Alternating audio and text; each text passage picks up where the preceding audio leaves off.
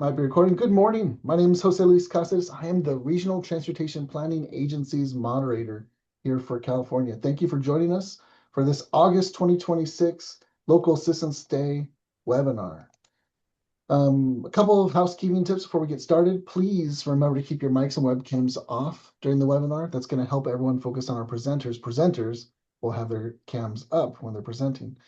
This webinar is being recorded. That means you'll have a chance to watch and listen to it once we post it on the California LTAP YouTube channel. That's going to happen in a couple days. There'll be a link to that in a bit in the chat. PowerPoints went out to our registered attendees this morning at 7:30 a.m. If you didn't get one, we'll have a way for you to get the PowerPoints. Okay, so we have a couple ways for you to participate in writing. The chat box, you're going to use that for comments and for these introductions where you put in your name and your organization in. We're going to use the chat to share important links for your reference. Chatting's for chatting. Now, if you've got questions for our presenters, help us track those questions, enter them into the Q&A box. The Q&A box is perfectly set up so that we can see your question, answer them live, and then for me to go over them while our presenters are presenting. And so with that, let's take a look at today's agenda. I'm going to screen share.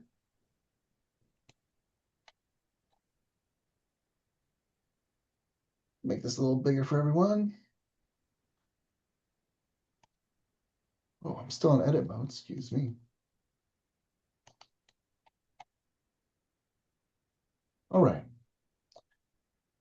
So I'm your RTPA moderator. Mark Samuelson will be giving some district local assistance websites on behalf of DLAM today. Then we will have a presentation from Noelani on SafeTREC. After that, we're going to jump into HSIP. We've got the call for projects and best practices. We'll have a little break depending on how we are on time, around 10-ish. And then we're going to jump into the DBE bulletins. They're coming from the Office of Local Civil Compliance. After that, something some of us have heard of, it's the proposed uniform administrative updates, kind of presentation there from Daniel Burke. We're going to go into a preliminary engineering study pilot, update and revalidation refresher.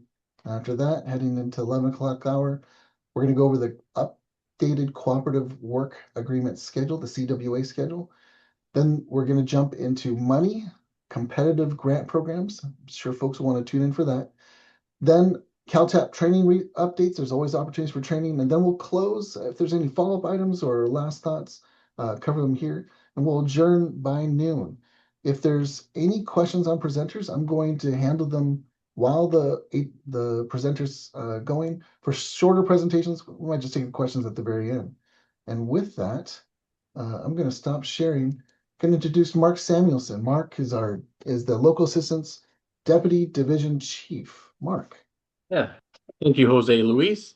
Yes, Mark Samuelson here, Deputy Division Chief for Local Assistance. I'm filling in for my boss, D. Lamb, who is the Division Chief over at Local Assistance, and definitely want to thank you for attending the Local Assistance Day. The purpose of the Local Assistance Day is to give an opportunity to give you an update on what's happening and what's going to affect you and on your delivering your projects.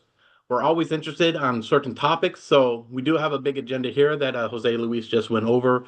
Are there for future agenda items? If there's certain topics that you would like to hear about, we're always looking for input there. So please put that in the chat. Reach out to us as well, and we'll make sure that we address those topics in further meetings. For local assistance, I'm going to update you a little bit about some staffing and then delivery. It's definitely delivery time here for local assistance. The federal fiscal year is going to be ending in September, but the big push is to try and get your projects in and getting them authorized and funded before then. And so usually August is our big push. I do want to say thank you for those that have gotten your projects in. We are actually turning out, we started slow this year, but we're having a very strong ending on utilizing our federal dollars. So I definitely want to appreciate you with that on getting your projects. If you have a project out there and you're wondering if you can get the deadline in and get it in there, let us know. We reach out to your district counterparts. We'll do what we can to make sure we get that project in this year's federal fiscal year budget. Unlike last year, this year we are doing so well that we are going to deliver all our federal obligation authority and also we have an opportunity to utilize more. Right now, we are at the point where we can use an additional 130 million of obligation. So this is a great opportunity for us as well. So that's because of the strong delivery here. So I just wanted to give you some kudos there, and then remind you, if you have a project left, please get it through the pipeline. We want to make sure that we get that funded for you and move forward. We have been hearing some feedback as far as staffing, and so I do want to address a little bit that local assistance has had some cutbacks on staffing. This year, we're hoping to have that stabilized a little bit more, and then hopefully we can get some key hires in there, so out in the district, so you can get a little bit more support. One of the more focused areas that we have been hearing about is our bridge program, and our bridge program did get hit with some vacancies. Our staff has moved on to other venues, and we wish them well. But we are looking forward to having replacing those, and so we have started the hiring process on getting our bridge team back. We've hired Sang Lo. He's going to be our new bridge senior, and we're on pace to bring somebody else on board. So we definitely are going to continue one of our more important programs, the bridge program. So hopefully we saw a little bit delay there, but we're going to get that thing back up and running as well. So I wanted to let you know that yes, we do understand about some of the staffing, but we're definitely on that and moving forward. With that, I will go ahead and put the time back on over to the team so we can go over the agenda. Thank you again for joining us, and I'll turn the time back over to you, Jose Luis.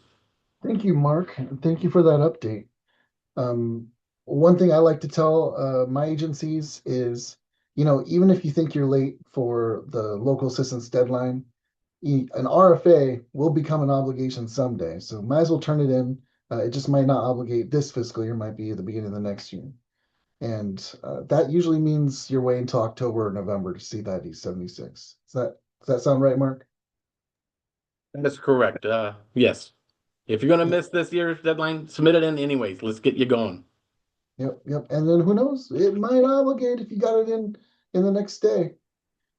Okay, we're up to our next item. This is the SafeTREC safety resources presented by Noelani Fixler from the program and policy, or she's our program and policy analyst at SafeTREC. Noelani, welcome. Hi, thank you so much, Jose Luis. And thanks everyone for being here today. Give me 1 second and I will share my screen. Okay, thanks so much. I'm looking forward to presenting with you today about SafeTREC programming that can be helpful for local technical assistance. I will go over 3 different SafeTREC programs. I will also go over the Transportation Injury Mapping System, or TIMS. You may be familiar with some or all of these programs. This includes the Complete Street Safety Assessment Program, the Community Pedestrian Bicycle Safety Program, and the California Safe System Institute for Road Safety, SafeTREC's newest program. I will also match 2 of these programs to grant criteria to explain what may be helpful about these programs for your community. So first, I will talk about TIMS, the Transportation Injury Mapping System. It's a free public GIS-based tool for California crash data. It maps fatalities and injuries by intersection or corridor and provides location-specific details that are helpful for grant applications or just general knowledge of where crashes are occurring. It's free to use, no GIS experience is required, and it allows agencies to generate custom crash queries. So it's accessible publicly at tims.berkeley.edu. And if any agency is looking for a TIMS training and some extra technical assistance on how to use this tool, SafeTREC offers free TIMS trainings by request. And I can provide our information later. Okay, now I'll talk about our SafeTREC programming specifically. Before I jump into those programs, I want to highlight that all SafeTREC programming is informed by the Safe System approach, which prioritizes safe road users, safe vehicles, post-crash care, safe roads, and safe speeds as the 5 elements, and highlights that death and serious injury is unacceptable, that humans make mistakes, that humans are vulnerable, that responsibility is shared, that safety is proactive and redundancy is crucial. And all of our programs really try to highlight all of these elements and values within them and integrate into our programs and into the policies that come out of our programs.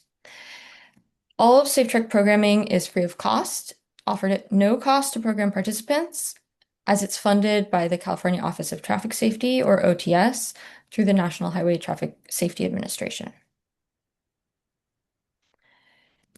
Okay, great. Now I will talk about the first program I want to highlight today, the Complete Streets Safety Assessments Program, or CSSA. It is a program that works with implementing agencies only, but implementing agencies at the city, county, and tribal levels to identify and implement traffic safety solutions that lead to improved safety for all users of California's roadways. This has an emphasis on people walking and biking.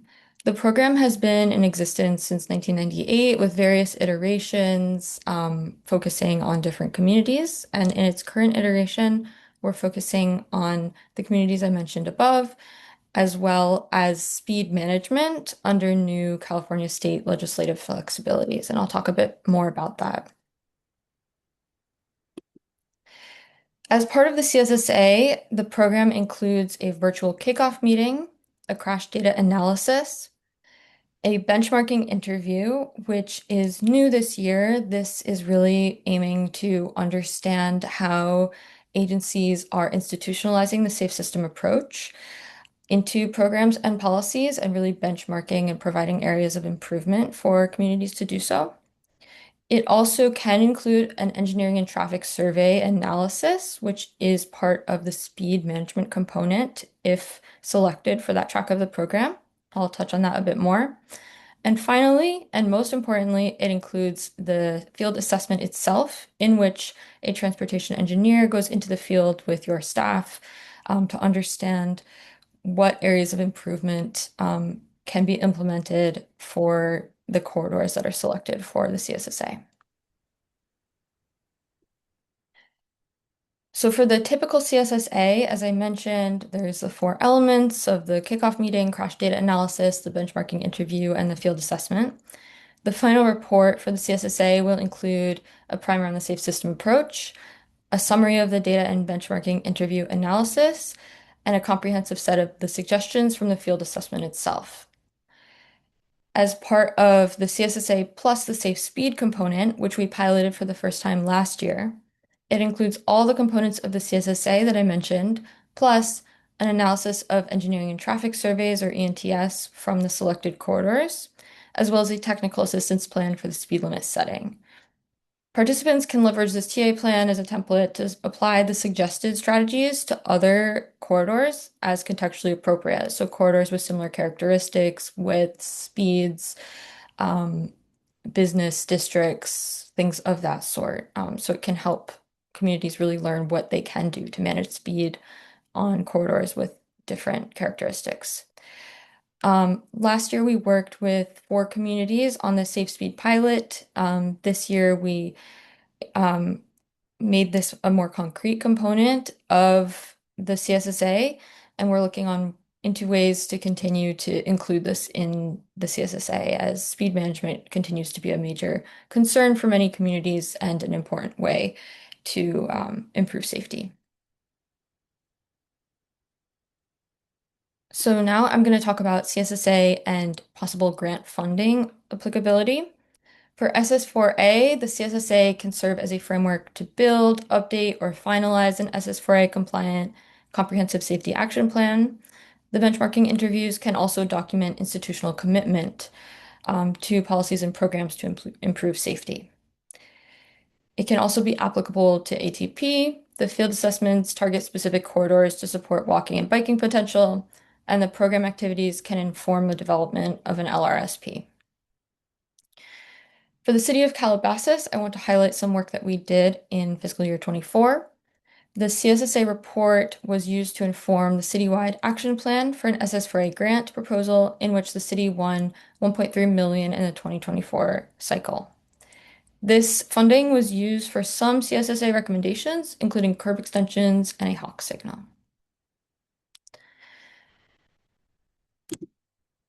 I want to highlight that this can also align with HSIP.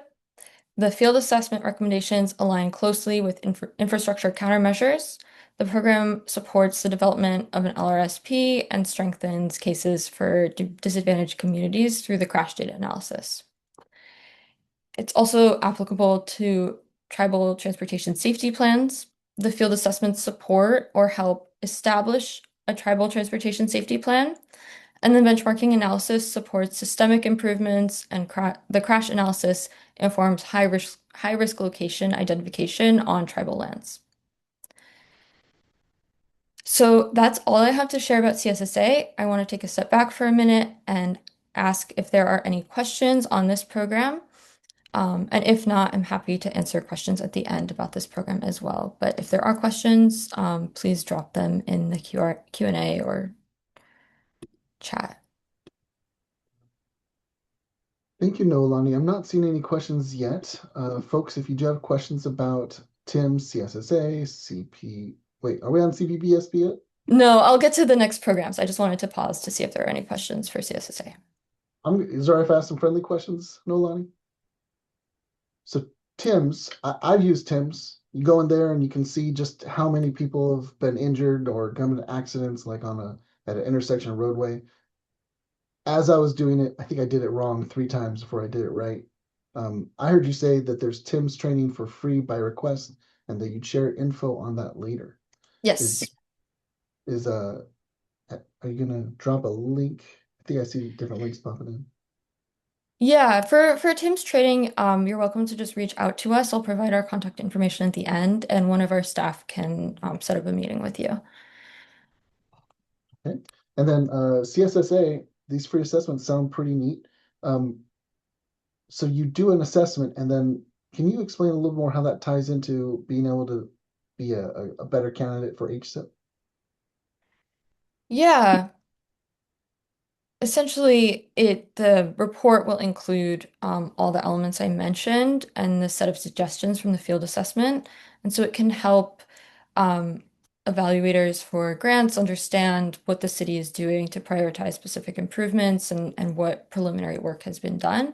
So it just helps as supporting documentation for these requests.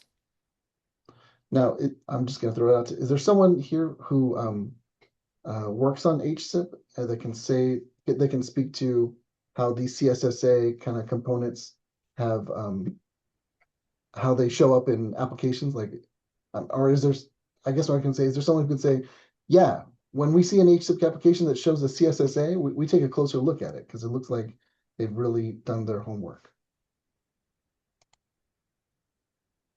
Maybe you can speak to that, Nolani.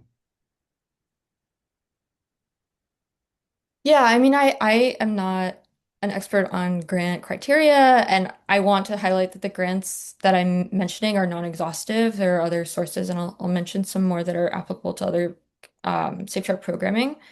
Um, but essentially, it does show that the city or the community has really prioritized these corridors for improvements and are already looking and planning and consulting technical experts on what can be done for these corridors. And showing that technical evaluators are in alignment with some of the items that the city is requesting funding for, can help justify that funding and that programming. Okay, thank you. So we have a couple questions. One person definitely interested in the TIMS training. Another person asked this question.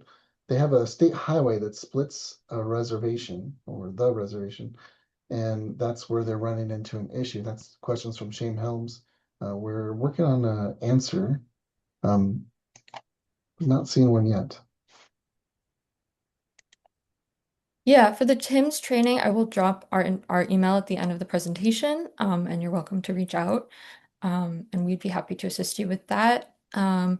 For highways that split the reservation, there's a few different ways we can work on this. I'll talk about another program offering that really facilitates community engagement with different agencies. So that can include Caltrans, and that helps to work on state-owned roads. But we have worked on highways before in cities and in reservations. And so that work could be applicable to one of these programs. Okay. No, Lonnie, I don't see any of the questions. Did you want to move on to the next parts? What is it, the CPSP? There we go. Yep. All right, so I'm going to talk about the Community Pedestrian Bicycle Safety Program next, or the CPBSP. This program is much more community engagement oriented. It works to deliver interactive workshops that build local capacity to identify, prioritize, and advocate for pedestrian bicycle safety improvements. The CSSA is a implementing agency-based program, so we only work with implementing agencies for those programs, whereas the CPBSP, we work with community-based organizations, residents, as well as agency staff. So these programs can be led by any one of those groups. The CPBSP centers community-identified needs and lived experience that produces helpful engagement documentation that is helpful for SS4A and other grant opportunities. The program activities for CPBSP include 2 in-person workshops with residents, agency staff, and community-based organizations. This is where I mentioned that we can bring in staff from different overlapping jurisdictions and help them really work together and collaborate on these community concerns. The workshop also includes a safe system approach primer and a review of local crash data to identify hotspots and patterns. And it includes a walking and biking audit of priority corridors as identified by participants. So everybody will go out and walk the corridor together and really discuss things that can only be experienced in the field. It will also include a small group action planning exercise to identify and plan potential projects. The deliverable at the end of this process is a report that summarizes the workshop activities, findings, and any recommended next steps. For the CPBSP and its applicability to grant funding, it serves as documentation of community engagement for SS4A and also for ATP applications. The walking and biking audits can target specific corridors to help justify any projects that funding is being requested for. For OTS, or California Office of Traffic Safety grants, the reports and TIMS data collection can satisfy documentation needed for behavioral education and enforcement requests. I want to highlight the City of Riverside, which we worked in 2023. Our materials were used to support an SS4A grant proposal that the city won for $7.4 million, including $700,000 for safe routes to school. This includes implementation grant funds to install enhanced bike lanes, high visibility crosswalks, and other traffic calming enhancements, many of which were included in the CPBSP community engagement process as requests from residents. Other grant-winning communities from this program as of 2026, Altadena won an AARP Community Challenge Grant for a pop-up youth bike park, accessible nature trail loop, and an ecology walk. Muscoy won $1.8 million through ATP Cycle 5 for pedestrian safety improvements. Lompoc won $2.8 million over 3 years from the 2023 ATP cycle. The tribal community of Blue Lake Rancheria won 2 2026 US DOT Transportation Safety Fund grants. And the Campbell and Westmont High School partnered with the City of San Jose on a district-wide slowdown campaign. And all of these projects came out of the CPBSP process and were recommendations from the community. And then funding was pursued after the workshops. So that is all I have to mention on the CPBSP. If there are any questions about this program specifically, please drop them and I can pause on questions about this. If not, I will move on to the next program.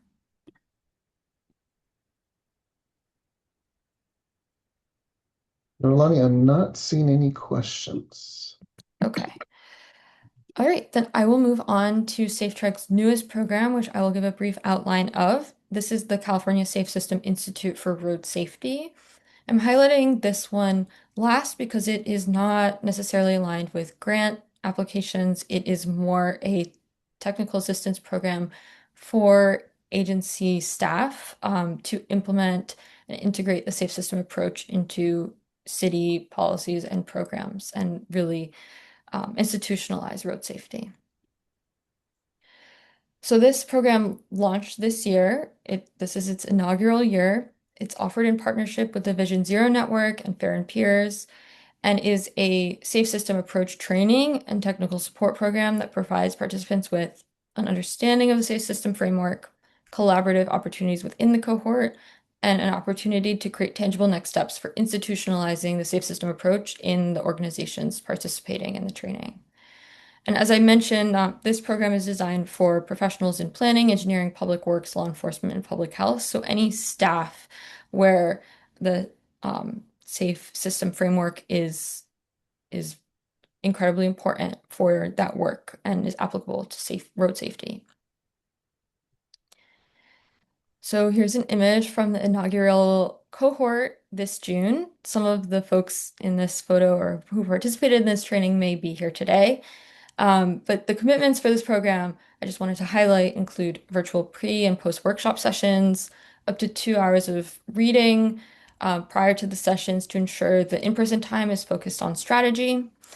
And it includes an in-person workshop in Berkeley that consists of focused expert presentations, introductions to the relevant planning tools and frameworks to institutionalize the safe system approach, and dedicated hands-on cohort team working time. So that is all I have to present on this program and the SafeTREC programs in general. If you're interested in any of these program offerings for next year, I'm going to drop intake forms for the programs in the chat in just a second. And if there are any program-related questions, I invite you to reach out to the emails listed here, cssa@berkeley.edu for that program, CA Safe System at berkeley.edu for the California Safe System Leadership Institute. And any general questions related to a TIMS training can be directed to SafeTREC at berkeley.edu. I'll take a second to drop that information in the chat, as well as the intake forms, as well as my personal email that you're welcome to reach out to. I'll stay on and I'm happy to answer any questions. And thanks so much for allowing me to present today. I hope that these resources are useful to many of the communities participating in this webinar. Questions for Noelani? Thank you, Noelani, for your presentation. I don't see any open or answered that need attention, but let's see if anyone's going to ask one right now.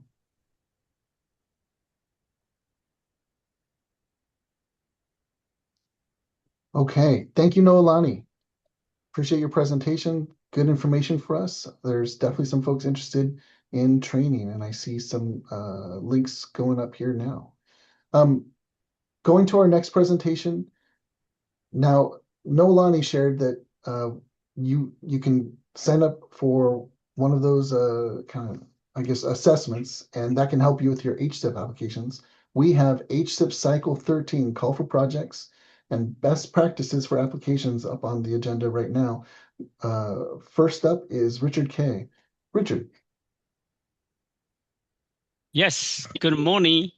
I'm Richard Kay with Caltrans Local Assistance, Office of Federal Programs. So let me share my screen. Oh, before I start, I'm not sure. I think Zongren is here, our Deputy Director overseeing HSIP program. Would you like to say a few words? No, Richard, I'm fine. Thank you. I just want to welcome Richard, our veteran HSIP program manager here, and together presenting this HSIP Cycle 13 call for projects. So we get the word out. And then this is ever largest, call for projects, amounting to 370 million. So we really want to get the word out and reach out to our communities and encourage your folks, really take advantage of this presentation here. And together, we also have a city of our local agency participants, that's Phil Rust, and to share the best practices for HSIP program application preparation. So thank you, Richard, and thank you, Phil. Go ahead. Great. Thank you, Zongren. Yes, so I'm going to talk about local highway safety improve HSIP program and the upcoming Cycle 13 call for projects. So yeah, I will talk about items such as like what's the purpose of local HSIP program, who can apply for HSIP funding, and what's the situation like the amounts per the like by year, and what under the call for project, what categories do we have, and also the delivery of requirements of the projects and the more details about Cycle 13.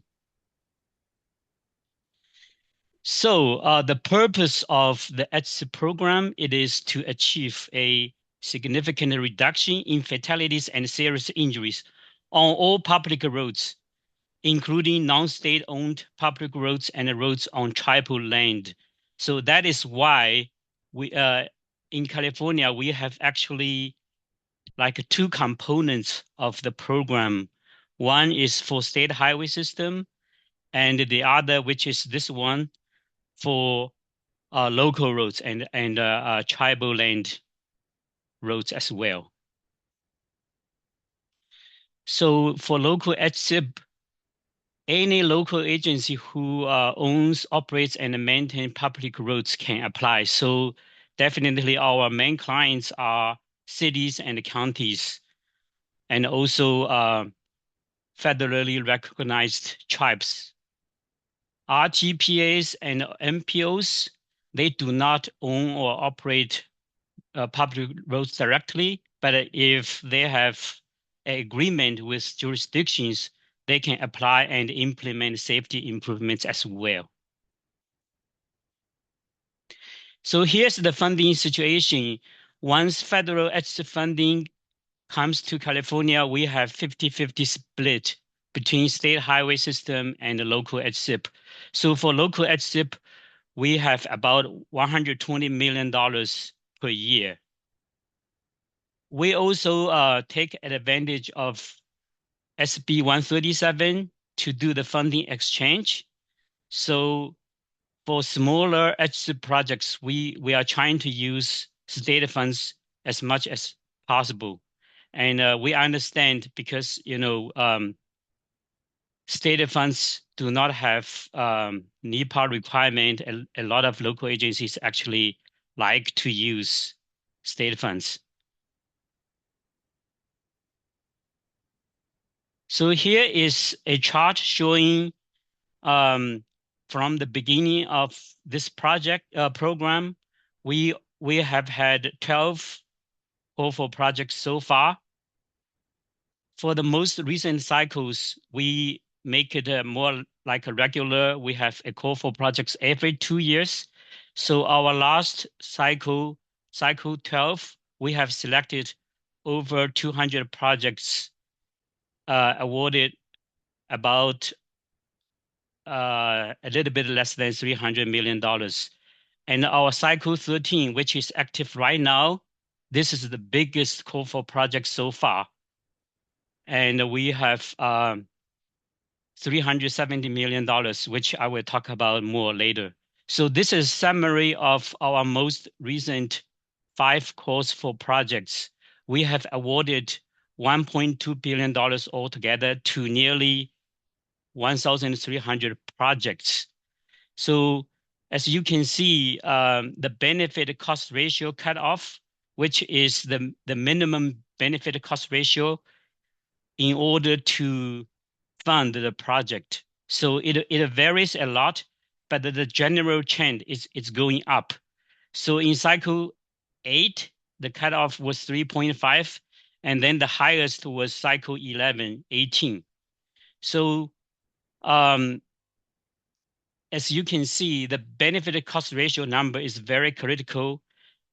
So to choose low cost safety countermeasures and also apply a systemic approach is very critical to have a good application. So once a project is selected for funding, we have 2 milestones or 2 delivery requirements. One is the PE authorization must happen within 9 months. And the second milestone, the construction milestone must be happen within 3 years. So if one phase cannot be delivered on time, you have a chance to file extension. And if after the first extension, the time is still not sufficient, and you need a second time extension, then local agencies need to present at our local HSIP advisory committee meeting. So this committee meeting happens about once every 2 months. So once the project are approved for extensions, it won't be red flagged. Otherwise, it will be marked as delayed. So here is a status of the most recent 5 calls for projects. Right now, we have about 1,200 active projects for the last 5 cycles. And as you can see,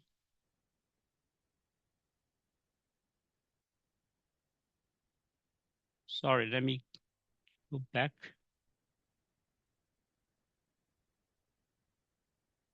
"84 projects are marked as delayed. Please note 70 of them are on construction phase.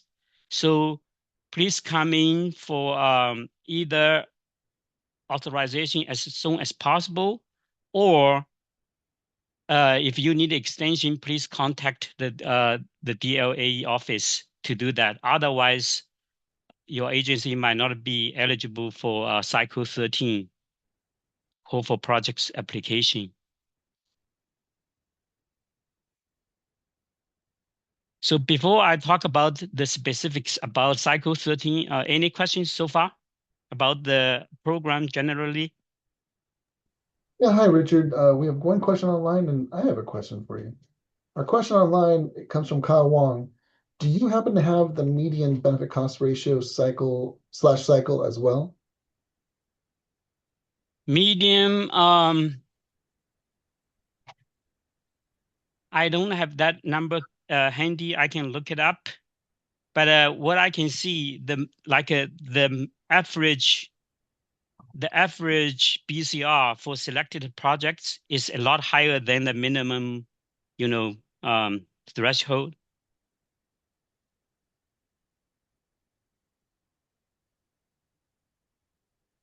My question comes from your slide that showed the BCR cutoff. In 2016, it was 3.5, 2018, it was 7.5, and then we saw a spike to 12 and 18 and 21 and 23, and then it came back to 7. Did you explain how it came back down? That's just the way it shook out during that funding round, or is it because there was more money and that allowed you guys to drop the BCR cutoff? Yeah, I would say there are many factors. One factor is for cycle 11, I think that's the time we started to require LRSP, local roadway safety plan. So we have received a lot of good applications. So that's one of the reasons why suddenly the BCR cutoff was very high. And then later on, the BCR cutoff kind of drops it, for the last 2 cycles. I think it has something to do with the funding availability, because we have more funding than, yeah. But I can also say that for last cycle 12, I mean, if we have only like $10-20 million less, then the BCR cutoff will be as high as cycle 11. So yeah, really it depends. There's many factors. Okay. And then I heard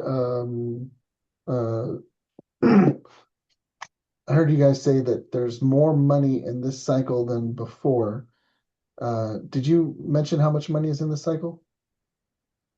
Yeah, $370 million. Wow. Okay. That's quite a jump. What should the audience focus on? Should they focus on the BCR cutoff or the average BCR of selected projects? Because if they're trying to be selected, right? Yeah, I will talk about more near the end about the BCR cutoff, but I guess your folks is to meet the minimum requirement, the BCR cutoff. Yeah, I mean the BCR is high. I mean as high as possible. That's good, but you just need to meet the minimum in order for the project to be funded. All right. So we have a couple questions came in while we were talking. The first one is from Kevin Chen. Our local roadway safety plan is more than 5 years old, but we are looking to update it in the next 2 years. Are we still able to apply for HSIP cycle 13? Yeah, good question. We had a seminar on July 21st, and we are posting. I just checked it online. The question Q&A is not there yet, but it should be posted within a day or two. So you may go there and check, but there's already questions like quite a few questions about LRSP. So for your question, yeah, our requirement is if your LRSP is 5 years old or more, you need to at least go back and review and to revalidate. You don't have to update if you think the projects proposed there are still valid. You can still use the LRSP, but you need to revalidate it. And also, when you prepare the application, it will be good to work on the LRSP concurrently. So that we have a self-certification which has the language. If you work on the LRSP concurrently, that will qualify you for applying. Okay. Then our next open question comes from Mauricio Castaneda or Castaneda. HSIP. So what is the BCR this time? So for this time, in order to submit your application, the minimum BCR is 5, but that's definitely not the cutoff. That's just for your project to be selected. So the minimum BCR to be funded, we don't know. We only know, after we have reviewed all the applications. And I can only guess because we have $370 million. The BCR cutoff may not be too high, and this is a very good chance for all of you to submit as many applications as possible. So I guess we may have more questions about cycle 13. Maybe I can proceed and finish about the slides about cycle 13. Maybe the slides will answer some questions already. Okay. Thank you. Yeah, so this call was announced on July 1st and the due date November 2nd. So you have full 4 months to prepare your applications. We do encourage you to submit applications as soon as possible, especially if you are not sure, you want us to take a look first. There's a good chance we can review first if you have submitted way early than the deadline. So our timeline, once the call for project is closed, we will review the applications and we may get back to you with questions. So hopefully we should be able to have the list prepared in February and then go through the approval process, by Caltrans and by CalStar. So our timeline right now is around April, we should be able to announce the project selection results.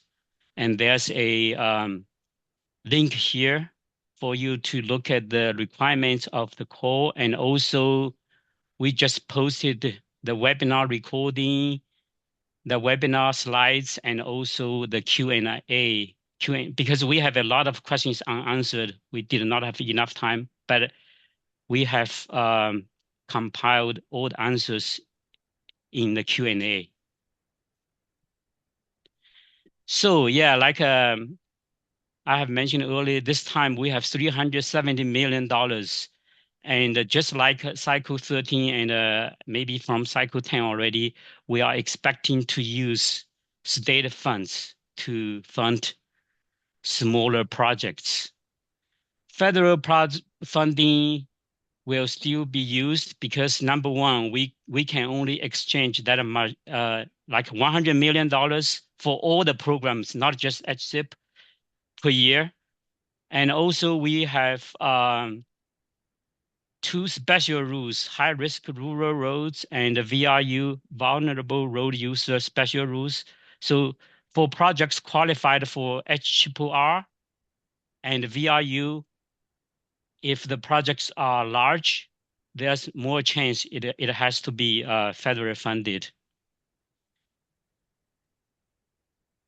Reimbursement ratio, it is 90%, so locals need to provide 10% of match.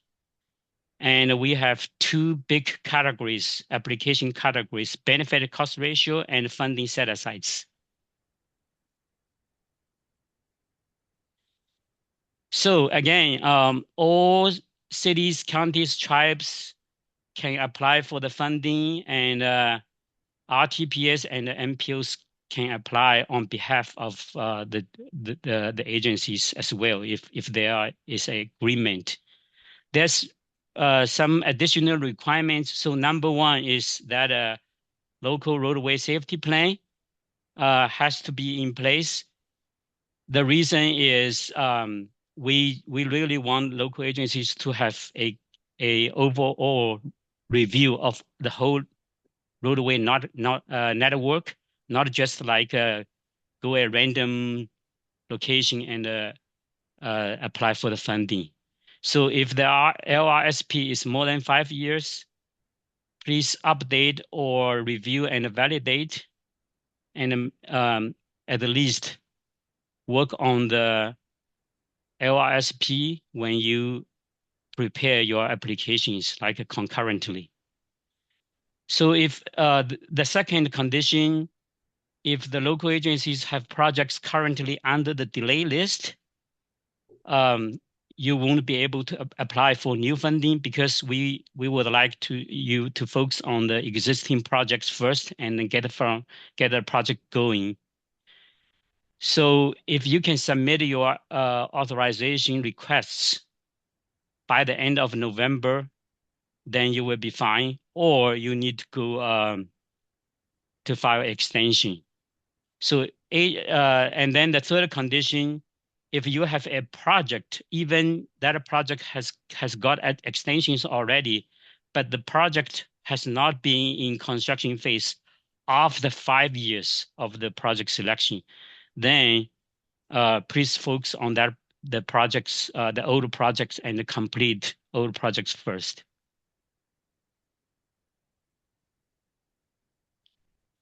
Yeah, I would like to spend 1 or 2 minutes about to talk about local roadway safety manual. So this manual comes like side by side with the call for projects. Every time we have a call for projects, we update the countermeasure list and also some other details of this manual. So please review this local safety manual, which includes components like how to analyze safety data, identify safety issues, select projects for application. This time we also add benefit cost ratio calculation examples, like detailed examples for the BCR, because we got feedback from you that we use HSIP analyzer to do the calculation automatically, but it's kind of behind the screen, and we want to know how how it happens behind the screen. So those examples are very typical ones, like multiple countermeasures for one project. Okay, Richard, we are getting some questions coming in. Is now a good time? Sure. The questions might be on your previous slide, LRSP.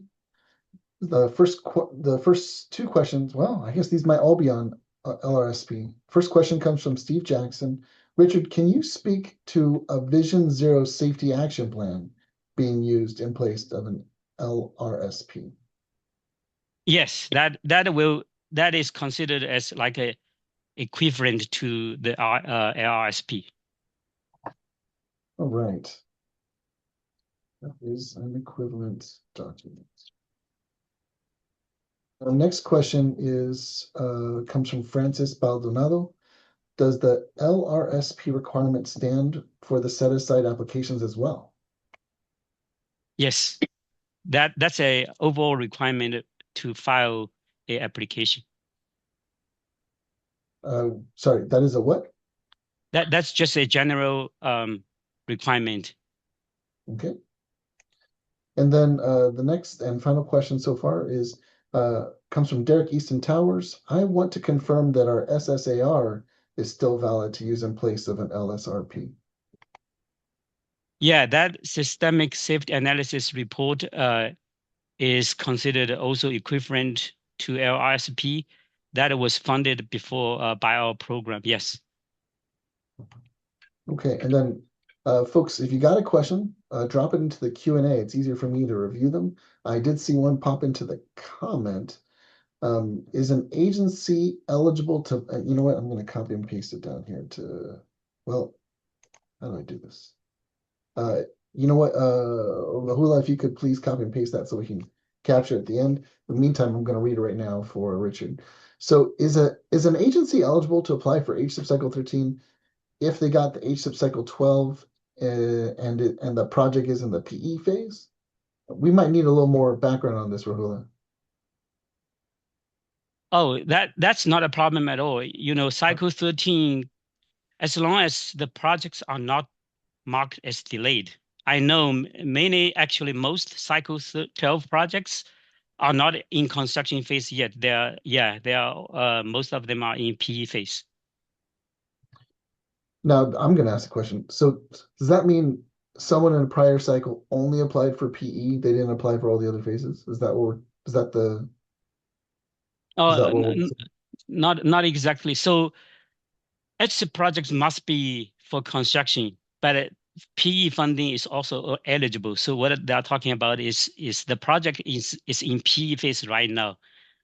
It's not in construction yet. So that's totally fine. But the project itself must include construction component. I guess what I'm having a hard time understanding is it sounds like this agency already got this project funded and they're applying for this project to get more funding. And they're in the PE phase of this project that's funded. At least that's the way it sounds to me. I'm not following myself. So yeah, I mean, if the project is in PE phase, again, this is fine. They can file new applications in Cycle 13. But if they need more funding, if you need more funding for existing project, it will not go through the new application. You will, there's a web page, or you can ask your DLA, you can go to that page and download like a cost change, like a form. So we can, yeah, but that's not a new application.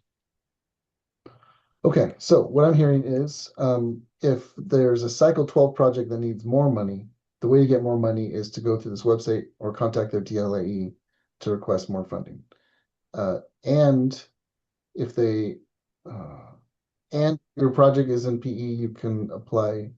I only understand that part of this question. This question, it sounds like they're asking for cost increase, but so I'm just typing cost increases can be requested.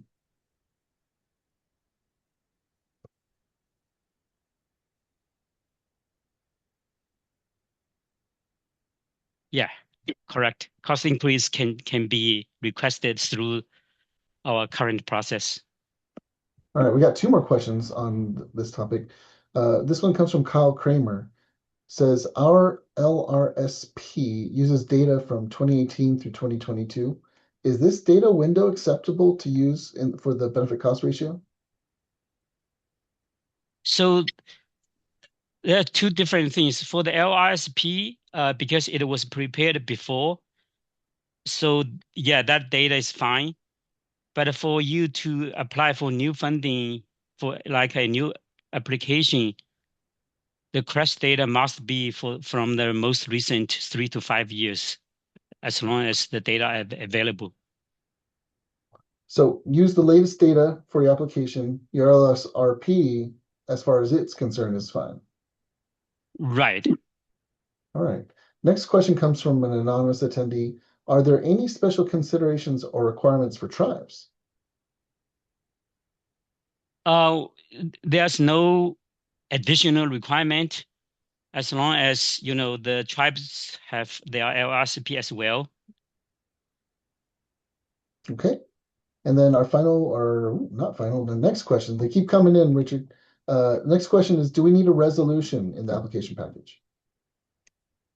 It's not required. Oh, right. And next question comes from Graham Wadsworth. Does an agency use LAPM Exhibit 3A to request additional funding for HSIP 12 and PE that needs additional con funding?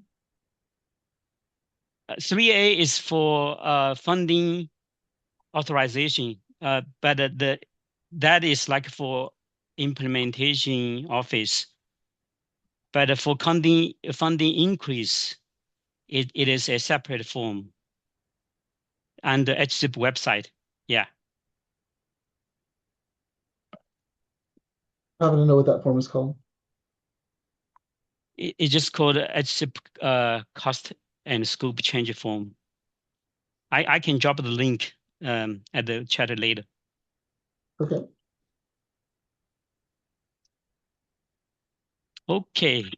So Oh, you're not done, Richard. They keep coming in. Does HSIP Cycle 13 accept letters of support? yes, you can attach letters, but it's not required. And yeah, maybe what we can do. Let me finish the slides, and then we can come back for questions. Again, we have received a lot of questions from the webinar, and we are posting the answers online. Many questions actually are like the questions I have been asked earlier today are covered in the Q&A already.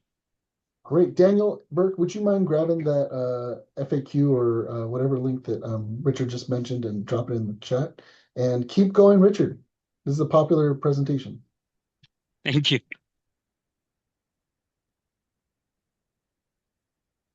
Yeah, so most of the funding is for benefit cost ratio, so $306 million.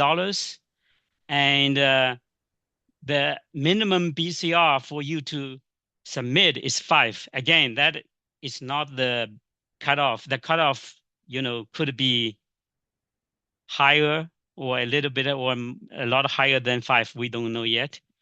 The maximum under BCR for any agency like to award, the maximum is $10 million.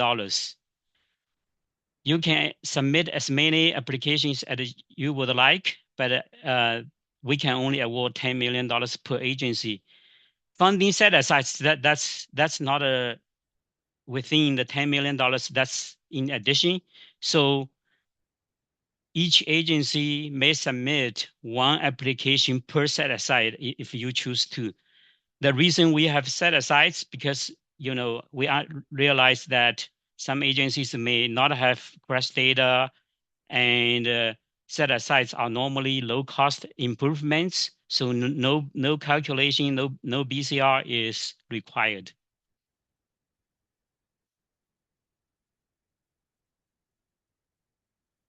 So for benefit cost ratio, if you refer to local roadway safety manual, the work must be under the safety countermeasures as listed.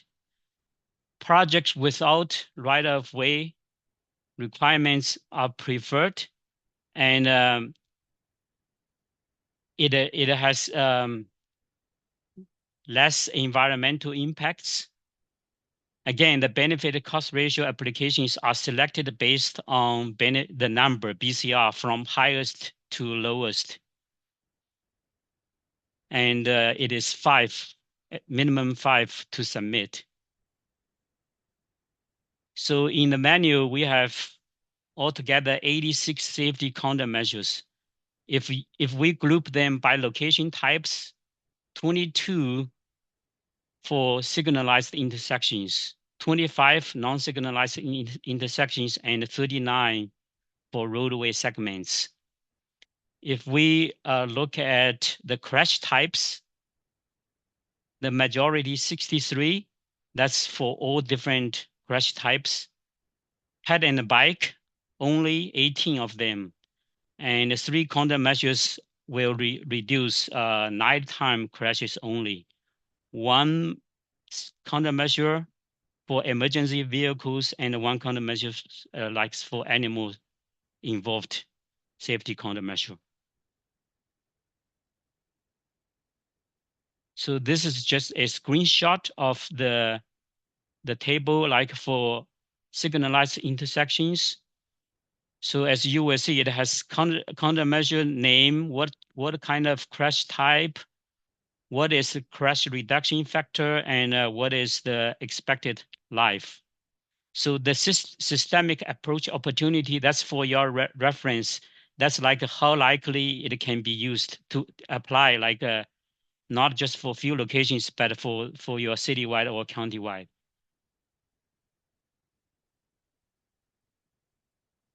So we have one additional requirement if you apply for high cost safety measures, for example, widening shoulders, roadway curve realignment,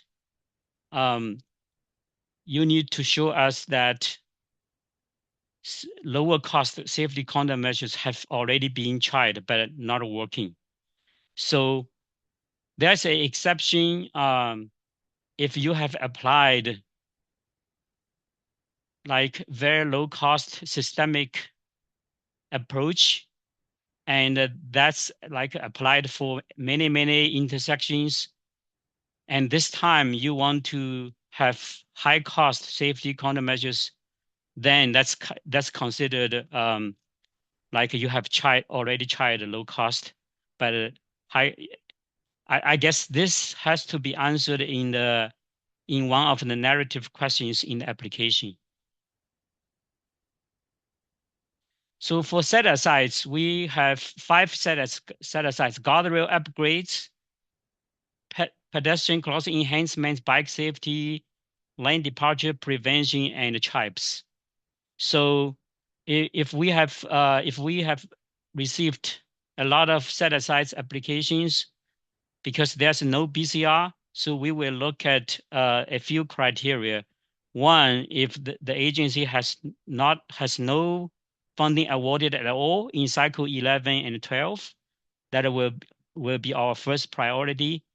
And then the second priority, if there's no set-asides awarded in cycle 11 and 12. And the last criteria, we will look at the fatal and severe injury crashes, the number in the last 3 years in your city or county. So for the last few cycles, we were able to fund all set-asides applications. So this time, that might be the case, then we don't have to look at the details to prioritize. So guardrail upgrades, it is $1.125 million per application. It is not for newly installed guardrails, but for upgrading existing guardrails. Pedestrian crossing enhancements, the maximum is $360,000, and it is for low-cost ped and bike improvements such as countdown signals, RRFP, flashing beacons, or just upgrading the existing crosswalks, curb ramps, things like that. Lane departure prevention, the maximum is also $360,000. And there's a list in the application instructions, like what activities are eligible. Bike safety, so it is for bike lane, and also improve, removing objects for path and trails. It is also 360 per application maximum. Tribes application, $360,000 maximum, and you can include work items from all other set asides. And also in the application instructions, there's a list what countermeasures are eligible. So we have not received a lot of applications from tribes. Really, I would say, as long as you submit your application, there's a good chance it can be funded. So, yes. Would you like to take some questions now on your previous 2 slides? Maybe there's just a few slides left. Maybe let me go through first. Okay, thank you. Yeah, so to prepare good applications for benefit cost ratio, you want to use specific countermeasures that target the crash types for the locations, and use crashes within the influence area. Normally, that's within 250 feet from the locations. So that's like the requirement. And also, please pay attention that we require incremental approach for high-cost countermeasures. And for some countermeasures, warrant requirements are needed. For projects involving state highway system, especially like if the road goes through your agency, you may include state highways in your application, but please get at least an email from Caltrans traffic ops to show their support. So yeah, to get a high benefit cost ratio, of course, there's just 2 factors, right? So one is maximize the project benefit. So you want to select effective countermeasures and use multiple countermeasures when applicable. You may want to select low-cost countermeasures to apply to a larger number of locations. Number 2, lower your cost. So that means, if you do not include non-safety components, that will improve your BCR as well. For set-asides, really, it's much straightforward. As long as the items are eligible under the certain set-aside, and then you prepare your cost estimate and make sure it's not the required amount is no more than the maximum, then it is good. Oh, one thing for benefit cost ratio, we allow multiple applications for the same project. So the main reason is we do not know the BCR cutoff, right? So we know sometimes there's a dilemma that your project may include more locations, but the benefit cost ratio may be lower. Or if you only include a few locations with the most crash data, then the benefit cost ratio will be high. So if you prepare one application only, it's very hard to decide. So we allow you to file multiple applications, and when we review, we will make sure if your project can be selected for funding, we will select the one with the BCR, just above the cutoff. And there's another situation, if your application can be submit under a BCR and under a set aside. You can do both, but we will look at the BCR one first. All right, so this is the this is about the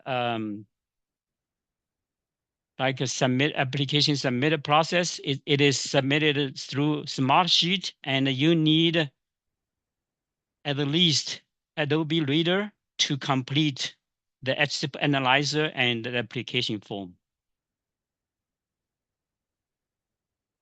All right, so this is our contact information.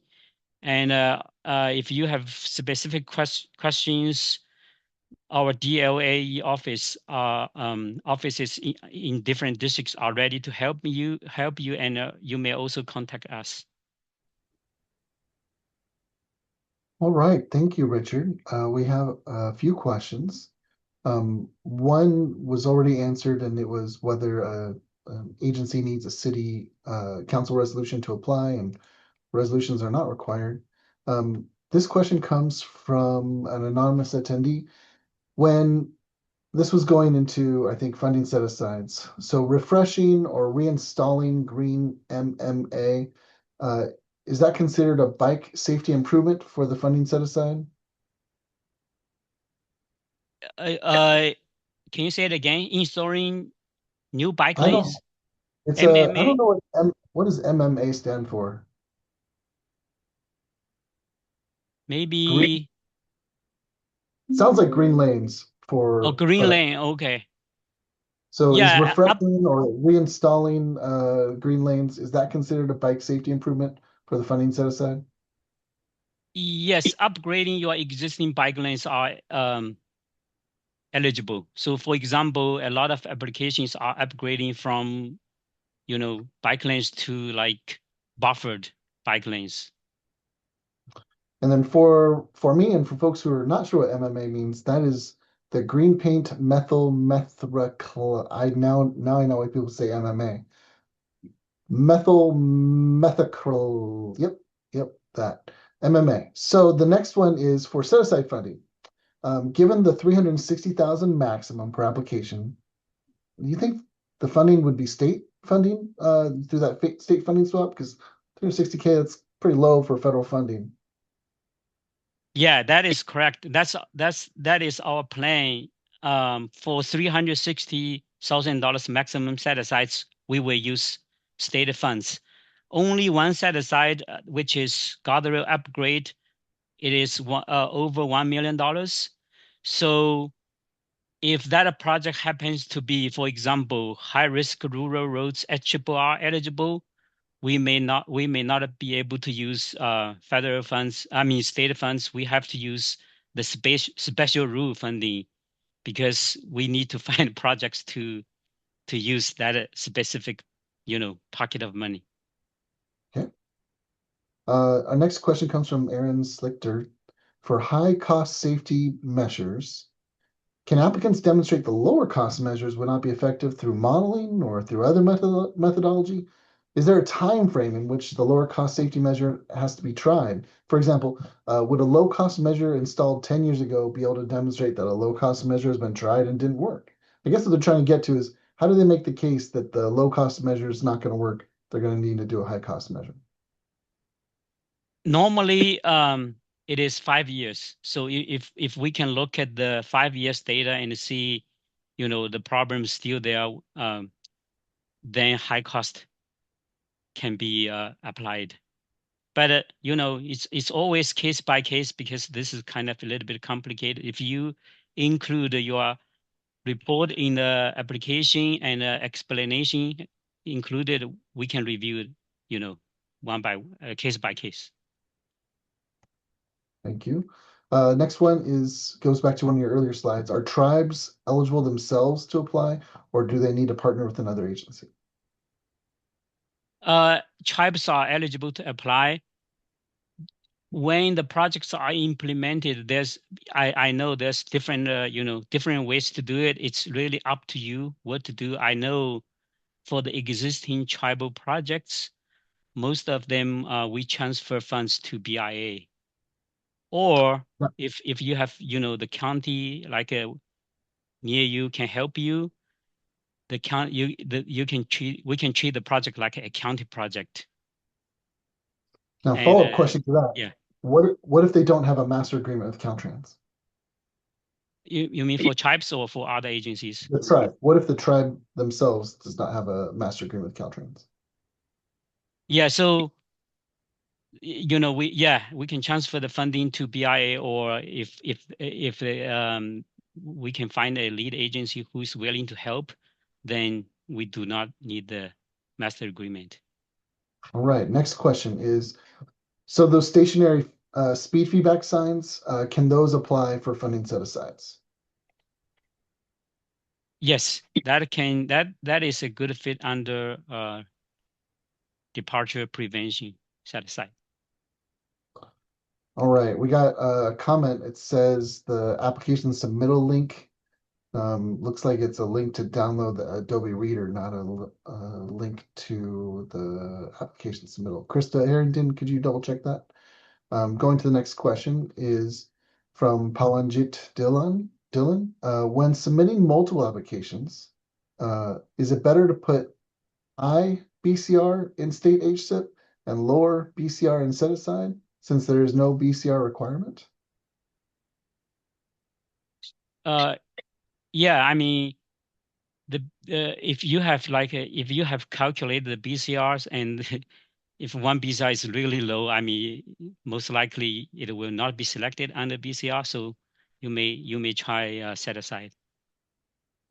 But again, you may apply, even the same project under both categories, but make sure you mark there's one mark you need to tell us that's like alternative applications. Okay, and then next question comes from Rahula Nasari. Is the curb ramp improvement eligible for set aside funding? Curb ramp, like ADA compliant curb ramps. That is all I have, unless Rahula, you want to unmute. Yeah, that's fine. I think I understand the question. ADA compliant curbs, ramps are eligible item, but we do not fund a project just for ADA ramps only. There's no safety countermeasure, and I know this is a safety issue, but we do not have money to, upgrade all the curb ramps. All right. Next question is from an anonymous attendee. Ooh, well, we got, I guess, speed feedback signs came back. Stationary speed feedback signs are fixed roadside devices that use radar to detect a vehicle's speed and display it in real time. Are stationary speed feedback signs able to apply for funding set-asides? This feels like the same question we were asked. Does this sound different from what we said before, Richard? No, I think it is eligible. I don't see any difference. Thank you. Okay. For set-asides, is the 360,000 a max per agency or per application? Both. So each agency can only submit one per set aside, and that's the maximum. That a maximum applies. Thank you. And we're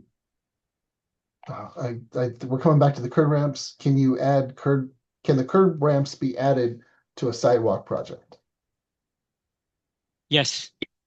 So if you have a sidewalk project and at those locations, curb ramps need to be upgraded or created, it can be included. But again, it's just a component. It cannot be just the whole project for curb ramps.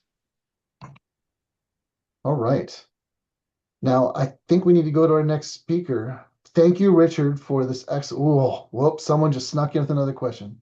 If we are currently updating our LRSP with our SS4A awards, does this count towards the LRSP requirement?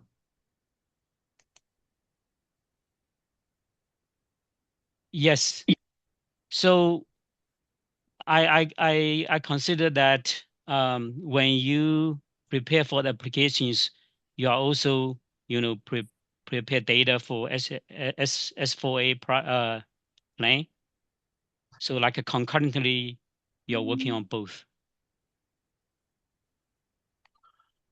Okay, and then sorry, I misunderstood one of the questions. The curb ramps. Can the curb ramps be added to crosswalk projects? Yes, that's again, the project is for safety countermeasures. Curb ramps can be a component.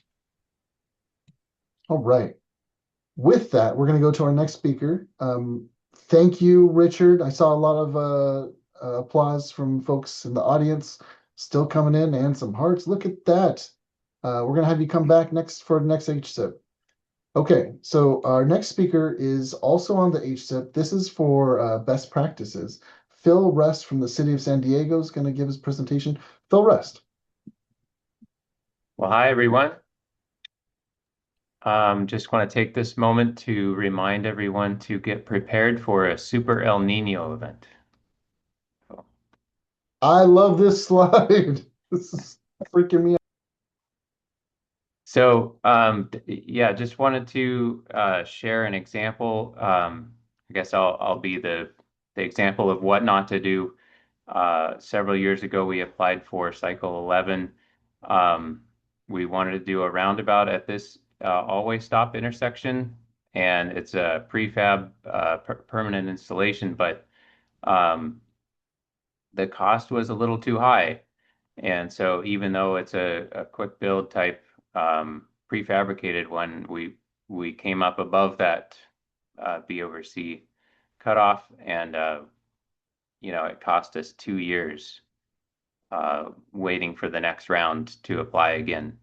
So I'll show you the we had several innovations from one to the other. We were able to reduce the cost, as Richard was talking about. That's one way to get a better BC ratio, and we were able to get that award. And the second aspect that Richard is mentioning is also you don't want to get delayed, and this type of project really speeds things up. So the first version here, we have other examples where we've installed this. It took about 12 days to install a full roundabout. This version, we're down to about 4 days. So definitely a way to speed up and not get in trouble and have to ask for extensions on these projects. So here's the first example. This is the one that took 12 days. And, sort of like a traditional prefab install, every piece is unique, fills in the whole island and everything. And so this was a tremendous improvement to the intersection, but also, took a little bit longer and was, more costly than this style. And so version 2 here that I'm showing only involves the prefab material around the perimeter of the islands. And at a roundabout, that's sufficient because it still controls the fastest path. Really, it's these edges that control the speed of the vehicle, which is the critical safety component. And so everything inside here is essentially bike lane paint, and it's designed to withstand a lot of traffic. But with these raised perimeter islands, it doesn't need to. Really, it's keeps all the cars pretty much off of it anyway. The other big improvement here is that compared to the other version, which was essentially like a jigsaw puzzle, every piece being unique, with this one, every piece is identical. And so putting it together was way easier. You don't have to, all the numbered parts and looking at plans and all that stuff goes away. They just grab a part from the truck and put it the next spot they need one. So that's part of the reason it's sped up. And the other, of course, way less material to install. So that's lower cost and also less time drilling holes and installing it. So, and then the other innovations that we're going, we didn't actually get to it in this one, but the next one, we're developing a ped ramp that bolts on outside of the existing sidewalk rather than having to rebuild the sidewalk itself. So that'll be available soon. And then as well, we're also using templates to do a quick design and save time in that phase of the project, the PE phase as well. So, working on the quick design and the layout that way. So I'll show you here. Here's an example of a non-prefab. This is a traditional construction method, but the basic example of the ped ramp that we're talking about. So this piece and these pieces would be available to bolt on, just like the other prefab parts, and then this bridge type to anchor it and allow drainage to continue. So this is the part that's in development now. We're working on that. And to talk about how we're speeding up design, we're essentially taking each leg of the roundabout separately. And so we have these templates that can be thrown onto any aerial photo and kind of realigned. So the major street has, of course, this nice ped refuge, longer splitter islands there.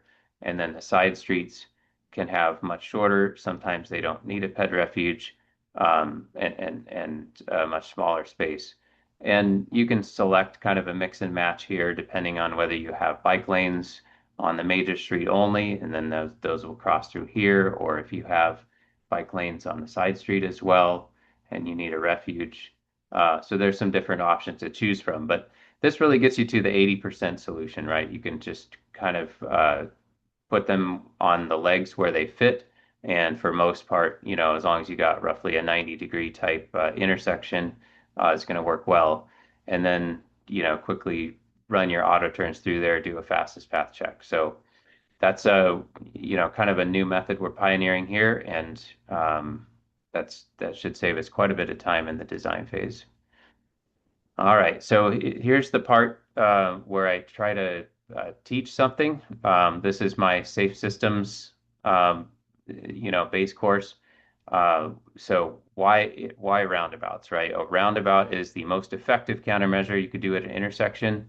And so that gives you the top line of your benefit cost, is much higher there with the roundabout, eliminating 90% or more of fatal crashes. And in fact, 99.9% of fatal pedestrian and bicycle crashes. So even more effective for vulnerable road users. The way it does that is kind of twofold, and that's the redundancy that's built in here. Two-layer protection provides that redundancy. One is the driver workload layer. People make mistakes, and so the key is to make sure that any conflict point between two people is simple enough that the person makes a mistake, the other person is able to spot that and compensate. So keeping those conflicts simple and spaced apart, so they have kind of time to deal with each one and can handle it essentially as a driver. And then the second layer, the redundant layer, is, okay, if somebody made a mistake and somebody didn't catch it, then you need to make sure in the event of a crash between those two parties that the crash energy is still low enough that nobody dies. There's no loss of life there. And so for this layer to work, you need soft angles, no severe conflict angles, and low speeds. Those have to be physically constrained. As you can see here, provides that together here at a roundabout with that soft angle and the physically constrained speeds. That's a low speed, particularly across the crosswalk here. This is the slowest part of a roundabout. That's why the crosswalk is placed there. One of the reasons. And so because people are fragile, you need to be, have lower crash energy at those points.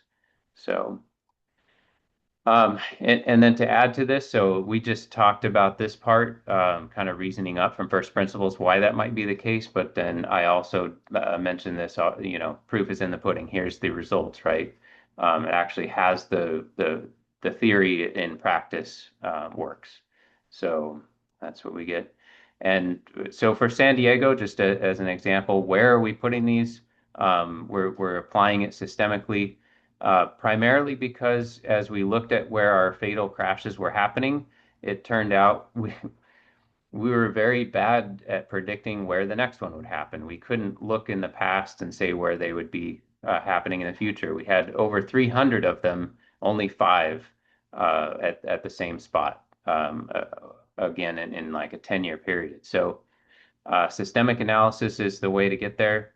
The best way to predict that. That's what FHWA has kind of led the way there and showed us. We're looking for what are the most common features, all those 300 that happened in the 10 years, and apply, countermeasures that effective like roundabouts at those locations where maybe a fatal crash hasn't happened yet. And actually, that's the best way, right, to get the roundabout in before the fatal crash happens. Where is it most likely to happen in the future? And so the results of our systemic analysis study showed 4x2, like intersections on 4-lane streets with 2-lane side streets, on transit routes with a history of injury crashes actually was the best predictor for us. And kind of a cool thing here, I'll get into maybe in a second, but the 4x2 aspect of this, the 4-lane street piece, make sure that you have really enough room for a single lane roundabout. But then the 2-lane piece, because it's limits the side street to 2 lanes, usually those are lower volume intersections compared to, let's say, a 4x4 or 4x6 that might also have room for a roundabout, but would have more traffic, and so you'd end up needing like more lanes in your roundabout, and you might need a bigger one. So the cool thing about this is that single lanes fit, and single lanes typically will work capacity-wise as well. Okay, I just went into all that. The screening that we did for the 4x2 left us with most of them working as a single lane.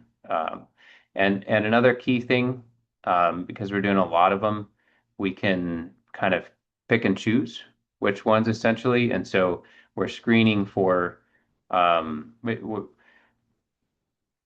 am I saying here? Oh, down here, the screening for the ones where the templates work. And so that way, if we run into some tricky ones, we can sort of put those aside and just keep moving. So go fast with the ones where the templates are working well.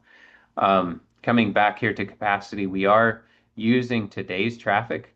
The key here is, not forecasting out some 20 years in the future when someday it's going to be very congested and you'll need multiple lanes. Well, this is such a low cost improvement, easy to remove, easy to do something else. You haven't invested a significant amount in this reconstructing this intersection. And so that means that today's traffic is, great, because then we can get away with a lot more single lane roundabouts and save a lot more lives, which is the key objective here.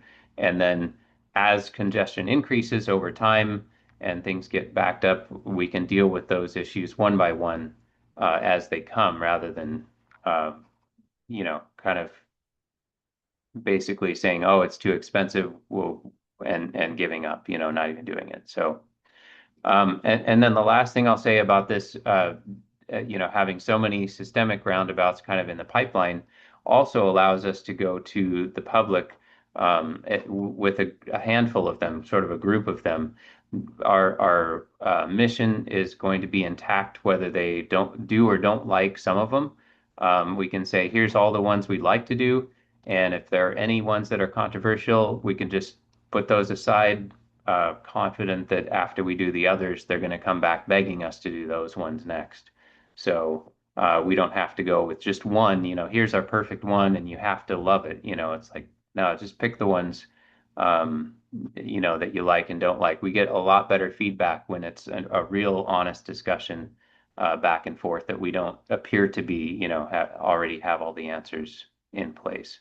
So last thing I'll say here on speed, that this is a huge benefit for the politicians and elected officials that might be sticking their neck out to support your project. if you can deliver that project before the next election. This is very, very helpful to think of things from their perspective to gain their support. Also, the public hates construction. So if we can get it in without all of that, that's excellent. We're aiming for, if we can, kind of meet our goal, I'm not sure when, we would love to be able to install these in a single night. So you go to bed and wake up in the morning and there's a new roundabout there. So we think that's possible with some of the innovations that we're working on. But yeah, we don't have to sell the value of saving money. This is kind of obvious to you get a lot of support where you didn't maybe expect it before because you're not trying to spend more money, you're actually spending less money. So, but the most important reason, the key for going fast is that you can actually save lives. These are safety projects. So, the more you get in quicker, the more lives you save. So one every week is our unfortunate rate here in San Diego. So it's a good motivator. So just want to encourage you with this sign spotted at a roundabout in Washington State. Any questions? Bring them on. We've got several, Phil, and I imagine we might get some more as we go through them. Earlier on your presentation, the question came in, was the WCR included in the traffic circle plan, and did it receive funding to install it? WCR, I'm having trouble. Me neither. Was not sure what the WCR was. We'll come back to that one. That was from an anonymous attendee. Oh, sorry, wheelchair ramp. Oh, yes. So in the first one, yeah, actually that's was installed in Balboa Park where there were no sidewalks. So we didn't have any pedestrian facilities in that first one.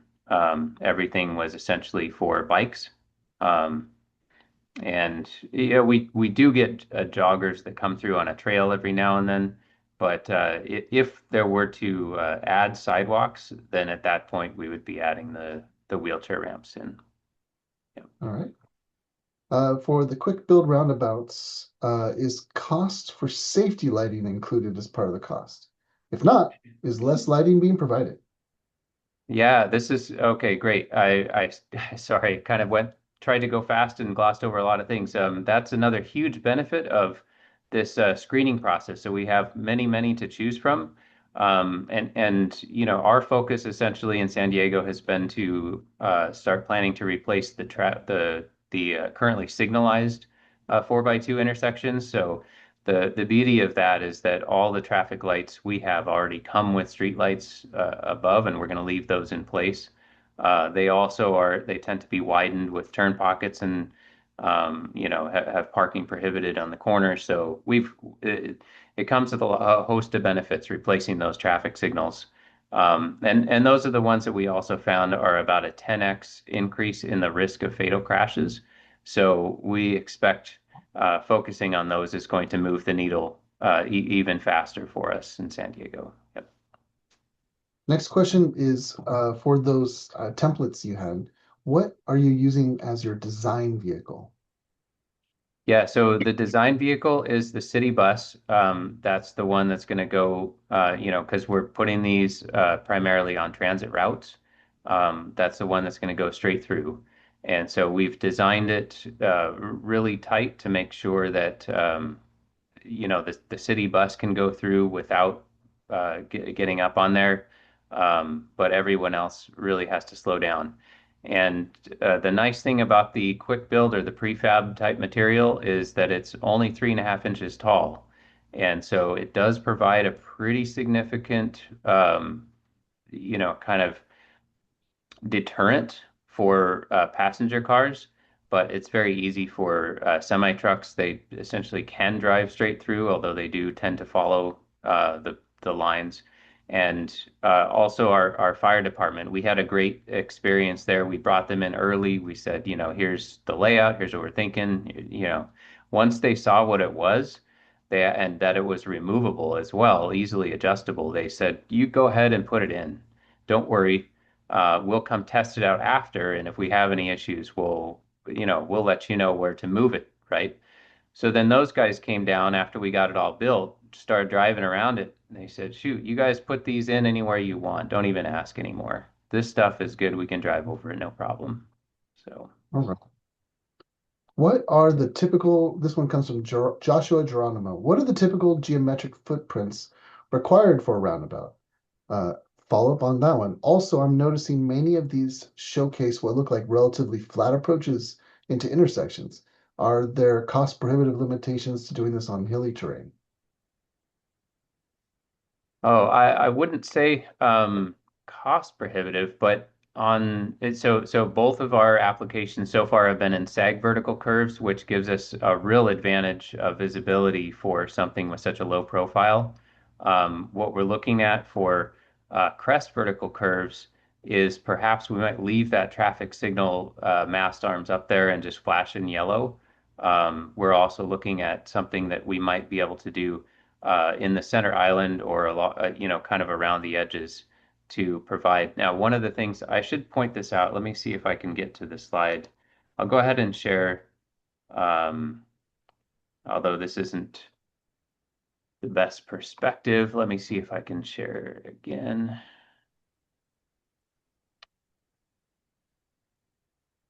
There we go. So if you can, I'll just point out a couple of things here. One of the things we really like are the state law yield to pedestrian signs sticking up in the ped refuge. And actually, I would say, our new standard essentially is going to be putting two of these, one on either side. And so that provides some redundancy. If a sign is knocked down, the other one hopefully is still there. So those signs provide a lot of vertical relief, which really helps kind of give the roundabout a more of a feel of a substantial control device to go around. The other thing here I'll point out is the fences. So this is a ADA requirement for the visually impaired as they're coming along. You don't want them to just continue straight and step off the curb like there's no curb ramp. And so these divert them to the ped crossings. And those fences actually also provide significant vertical relief, which makes quite a difference. And so that's a couple of elements where we think can provide that on even a crest vertical curve. The concern, of course, for maintenance is what happens when cars start to hit these. And I'll just point out here that these all of ours are going to have the bike lane side. I think almost all of them are going to have the bike lane dividers there. And so cars and semi trucks and everything are really staying away from that. And so our maintenance crews initially were apprehensive. Once they saw these, no problem. So they actually really like them.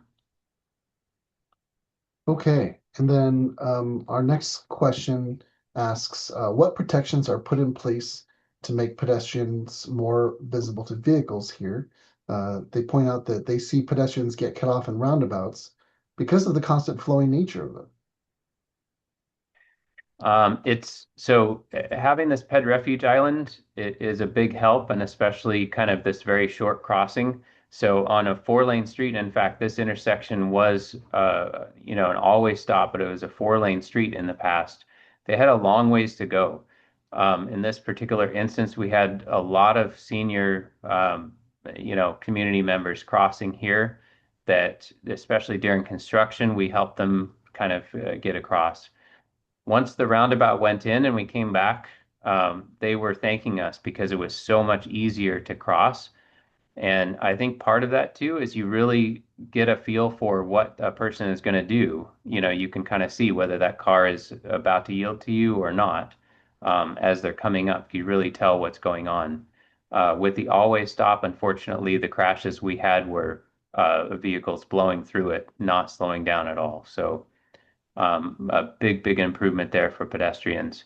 And that's part of the key of that lesson I was mentioning. The driver workload could also be applied to the pedestrian workload. It's a simple crossing. You only have to look one direction, then you wait and look the other direction. So much better situation there.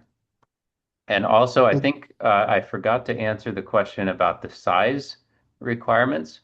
So this is something that we are, this one and the previous one I showed are both 80 feet across, red curb to red curb here. And so that's why the 4-lane streets are really helping us. They tend to give us enough room to add bike lanes on either side. So. And then our final question comes from Graham Wadsworth. Have bus drivers, oh, maybe not the final question. Have bus drivers or passengers complained about driving over the center of the roundabout? Any complaints on that? No complaints. And in fact, the bus drivers were a little bit apprehensive as they were learning, but now we see them actually coming through here roughly the speed of cars. So I think maybe we could tighten up the next one even a little bit more, give them more of a challenge. But no, they've been happy. MTS, the transit agency, actually had their bus stop about a block away.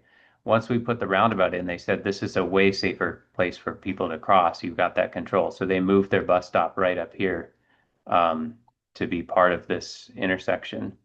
And then the other thing I'll mention here, we had about an injury crash every year at this location. It was our high injury place in the city one year, and a pedestrian fatal right before we put this in.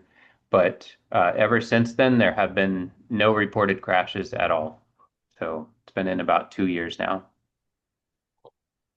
How about street sweepers? Are street sweepers still able to work in this roundabout?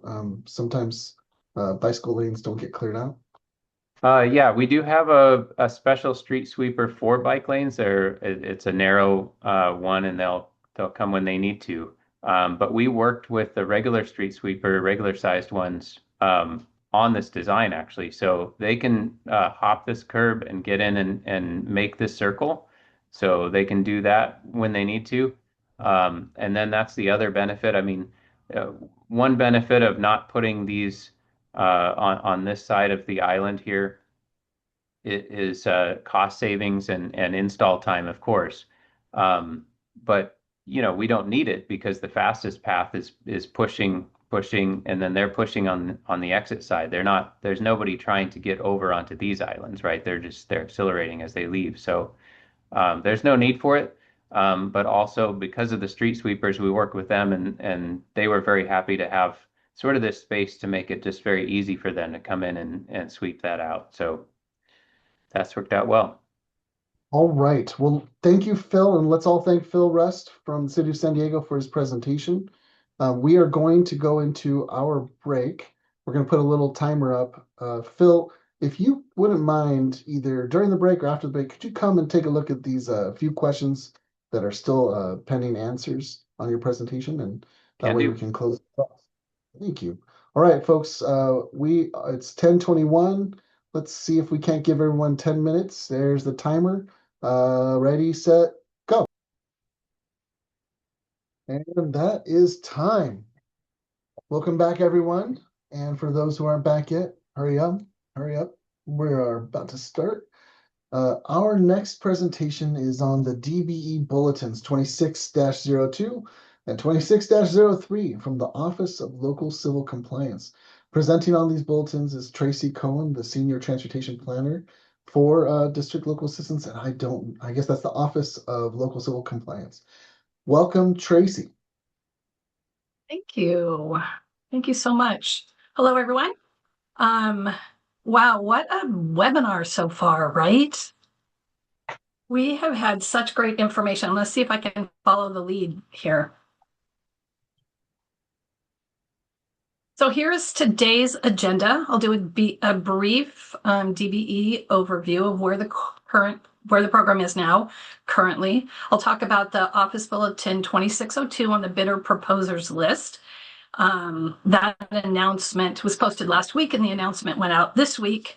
We have an upcoming bulletin to follow that, 2603, on the actual LAPM text for the rewrite for the Disadvantaged Business Enterprise Program. And then hopefully we'll have some time for questions.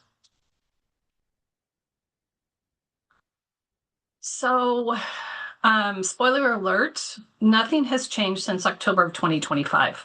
The DBE program is currently in pause, eliminated all race and gender-based presumptions of social and economic disadvantage.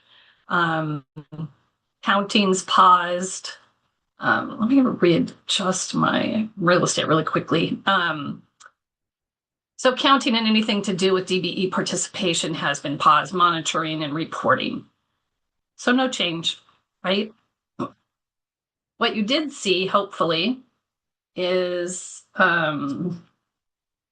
this announcement from the Office of Civil Rights, Caltrans Office of Civil Rights, where each DBE has been reevaluated. So this was an important step in the restoration of the DBE program.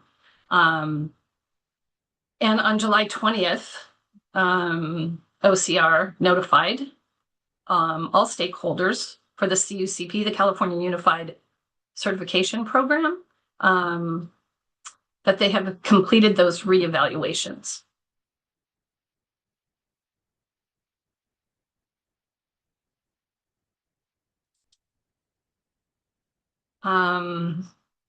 Just to reiterate, nothing's changed. Contract goals continue to be suspended.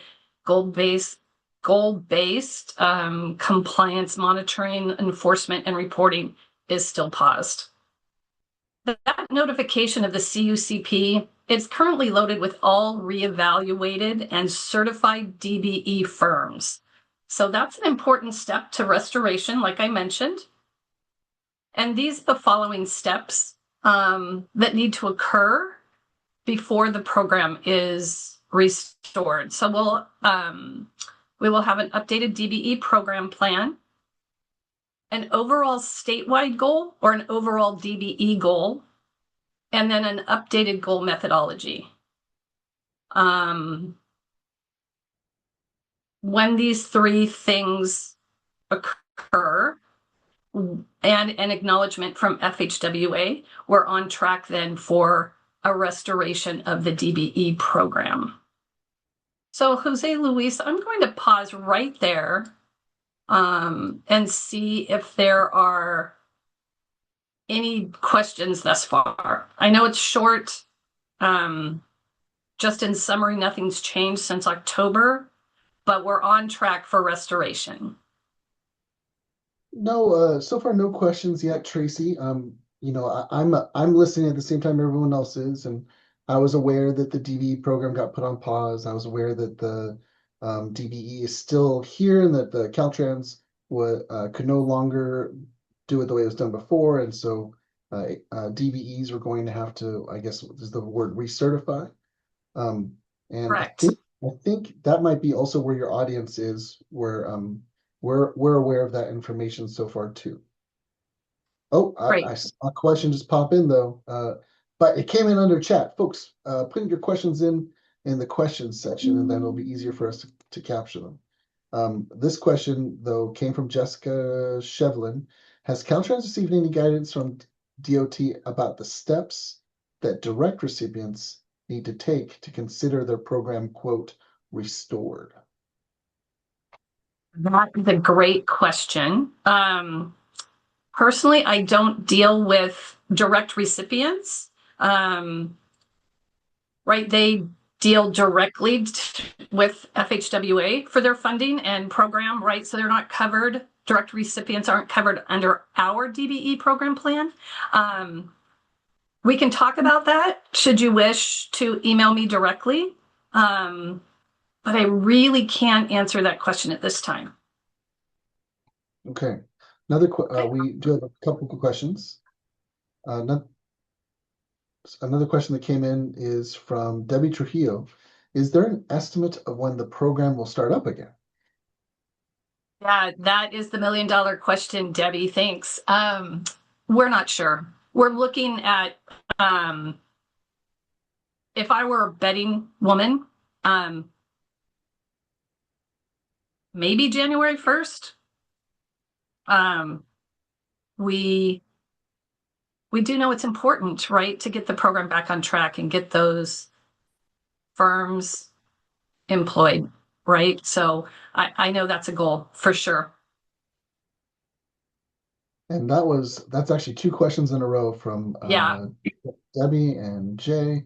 Next question is, do you think the potential DBE statewide goal will be lowered compared to previous years? So again, if I were a betting person, I would say yes. So we know that the number of DBE firms pre IFR, right, the interim final rule, pre IFR, I want to say 5,500, 6,000. That included all of California and then any other DBE firms that registered in California from outside the state. Currently, so that interstate certification was paused until like the first wave or you had a reevaluation occur for those firms. I further on in my presentation, you can contact the certification branch to see where that's at. I know that the DBE firm, like the first wave or phase of recertification has occurred. It's now open to all firms. I do not know, however, if it's open to interstate firms. The current number of certified firms in the CUP database between 800 and 1,000. So that would lead you to believe that the statewide goal, the number of firms available to do work throughout California, will be lower than the 22.2% we had earlier, right? So Tracy, questions keep coming in. What if you keep presenting, and we'll see if some of the staff might be able to answer some of these while you go. Sounds great. Thank you so much. Okay. But I just want to point out, I'm really glad you paused here because I think it gave folks a chance to kind of catch up, engage, and go, okay, so what are we talking about? So let's shift into the next. Yeah. So right, in summary, really, everyone, nothing's changed since October, although there's a lot of activity for restoration. That's basically it. But I do want to focus on these two office bulletins, okay? So the first one you should have received notification last week is a bidders proposers list, right? And you'll see the bidders/proposers. You might, many agencies know of the bidders list, right? It's been a long time CFR regulation of the Code of Federal Regulations that you collect and maintain a bidders list within your agency. In 2024, so pre-IFR, a 2024 final rule came out and said that it bolstered reporting for recipients, right? Caltrans, a recipient, we see local agencies as sub-recipients for the most part. But what has occurred now is we are asking agencies to collect the bidder information on all contracts, both construction and consultant contracts, on every bidder or proposer. So you see here is a laundry list of the information that we need to collect. That regulation came from a 2024 final rule. So it's not really different. Hopefully you all are familiar with collecting bidders list. Now we do include consultants, right? Oh, this is really good information. The collection of the 9L, it's a new form, will begin October 1st. So there, right, we have a little lead time, little grace period to get all of this completed. But here what you see is prime contractors will submit their bidder information, anyone that's bid on their, bid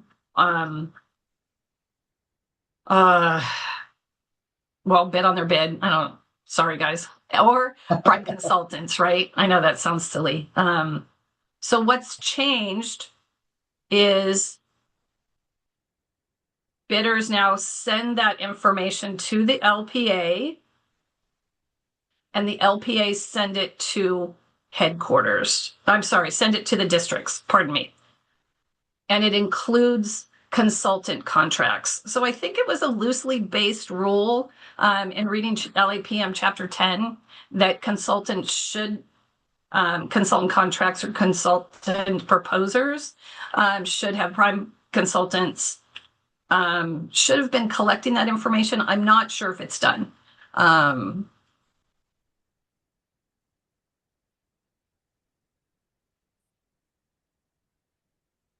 So what you will see is the retirement of Exhibit 12B, the bidders list as you know it.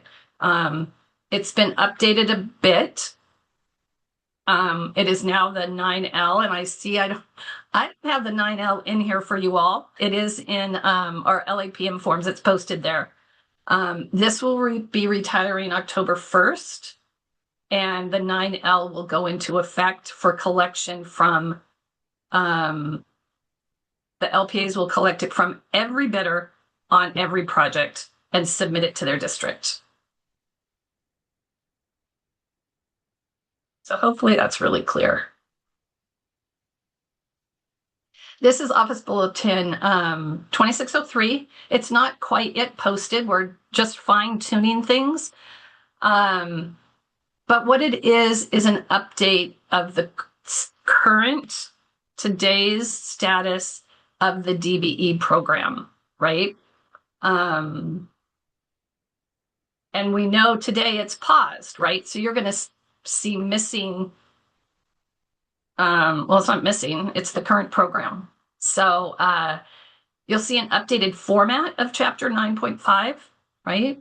So specific stages of the projects we'll be following and what processes and forms apply at that particular stage. So it will go from project beginning to end.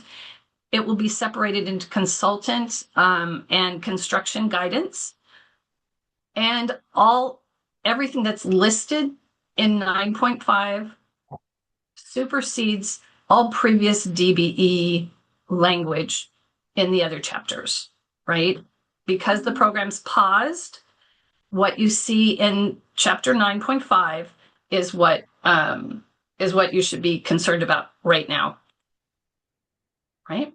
So you're going to see a new LAPM, and it's pared down right now, and it's pared down because these are the applicable regulations that we continue to follow for federal aid projects.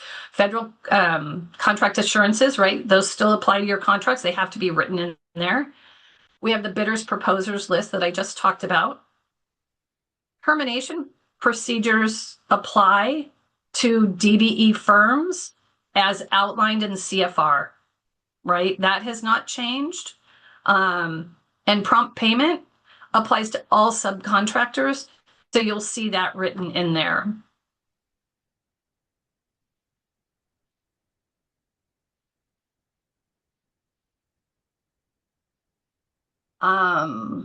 Just a little note about subcontractor protections, right?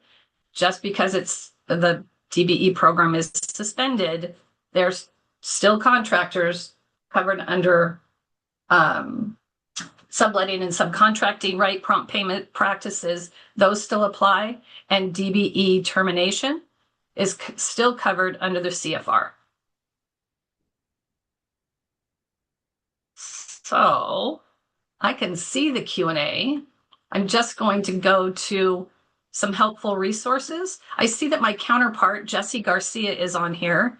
He is the other DBE liaison for the state of California, right? And support for our districts and local public agencies. So that is all I have for you.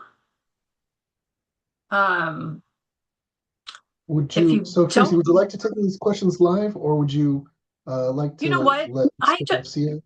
Yeah, I don't mind taking them live, but I'm going to stop sharing so that we can see one another and then take it there. Jesse, feel free to come on if you're able to do so. Yeah, thanks. Hi there, Tracy. Great presentation. Yeah, so here to support, and help answer questions. I know that there's a lot of updates that you guys are looking for. So happy to help. Okay, so we got some questions. Some have already been answered. I'm going to go over the ones that haven't yet. Tatiana Partain asks, when it goes into effect, is the 9L required to be submitted by all contractors and consultants, or just the lowest responsive? Is it due at the time of bid, or within the 3 days? Question, and this will be clarified. It is for all bidders and proposers, right? Not just the winning bid or proposer. It can be submitted by 4 p.m. on the 5th day, but the submission of the 9L has nothing to do with the responsiveness of a bidder. Okay. Back on the 9L, let's see. Does the 9L need to be submitted to districts with the award package, or as soon as the bids are received? I think, did you just answer that? Yeah, so our guidance currently is please submit it with the award package that you send to the district. And that should be within 60 days. Okay. If a project goes out for bids in September, I guess that puts them really close to the January date. If a project goes out for bids in September, will the LPA need to update to require the Exhibit 9L now instead of the 12B? The award of bid would be in October. Right. We're giving you the grace period of October 1st.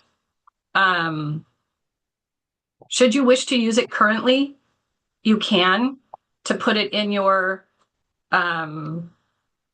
advertisements.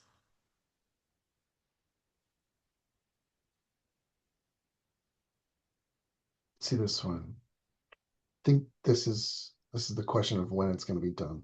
Will the LAPM Exhibit 10R be updated with the LAPM to reflect DBE changes, including the Exhibit 9L? And what date will the LAPM be updated? Do you think it's January 2027 or sooner?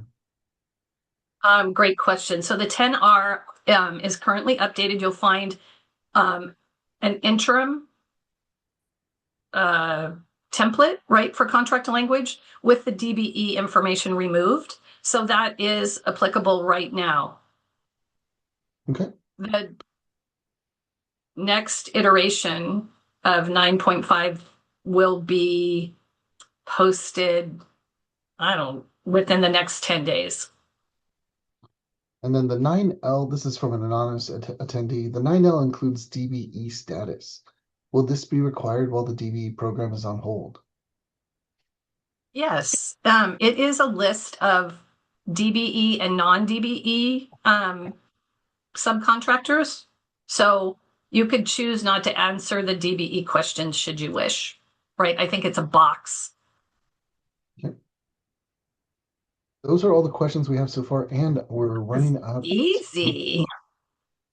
I see some other questions coming in. I'm going to ask if between you and is it Jesus Garcia, if you guys could answer those in writing, and folks who are waiting for answers, stick around and look for the answers to get written. All righty, thank you. Tracy. Thank you, Jesus. Thank you, everyone who helped put this presentation together, and all the people behind the scenes making this work. I imagine when you found out it was your job to do this, that might have gotten kind of scary. So good work. So we're on to our next presentation by Daniel Burke he's a supervisor of the Office of Guidance and Oversight, District Local Assistance. It's the proposed uniform administrative updates. Proposed uniform administrative updates, Daniel Burke. Welcome. Thank you, Jose Luis. So I'm going to leave my email here in the chat. And for those of you unfamiliar with the updates or the proposal, this basically amends 2 CFR 200, which is the Uniform Administrative Requirements and Cost Principles. And I just dropped it in the chat there, a link for you. And what the proposal has offered from the Trump administration is to basically align it with some of their policies. First and foremost, the proposal looks to eliminate areas of fraud and also unallowable charges to the grants. Secondly, they also want to make sure it's aligned with Title VI, which is non-discrimination based on race, color, or national origin. And while Caltrans didn't put in a formal, how you want to put it, we didn't respond to the formally. We did have the American Association of State Highway Transportation Officials, or AASHTO.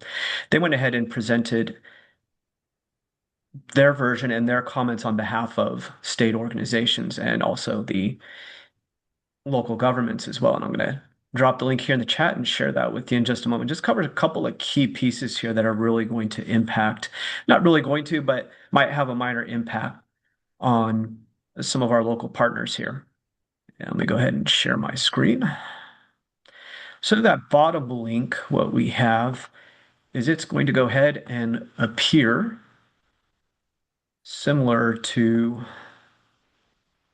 there we go, I open it up. This letter right here. And specific in this letter, there was some very good acknowledgments and concerns from AASHTO, nothing super over the top, I would say, but they did have a couple. And I'm just going to scroll down here and cover a couple of them. And what they want to make sure of is here on the federal payments.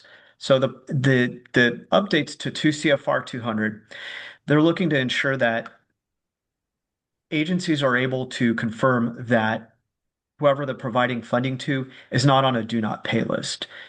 And so a site like Treasury Do Not Pay or something similar, you'll need to log on to here and create a screenshot to show that you've went ahead and vetted that the agency is not in trouble or has followed regulations and they're not on the Treasury's Do Not Pay list.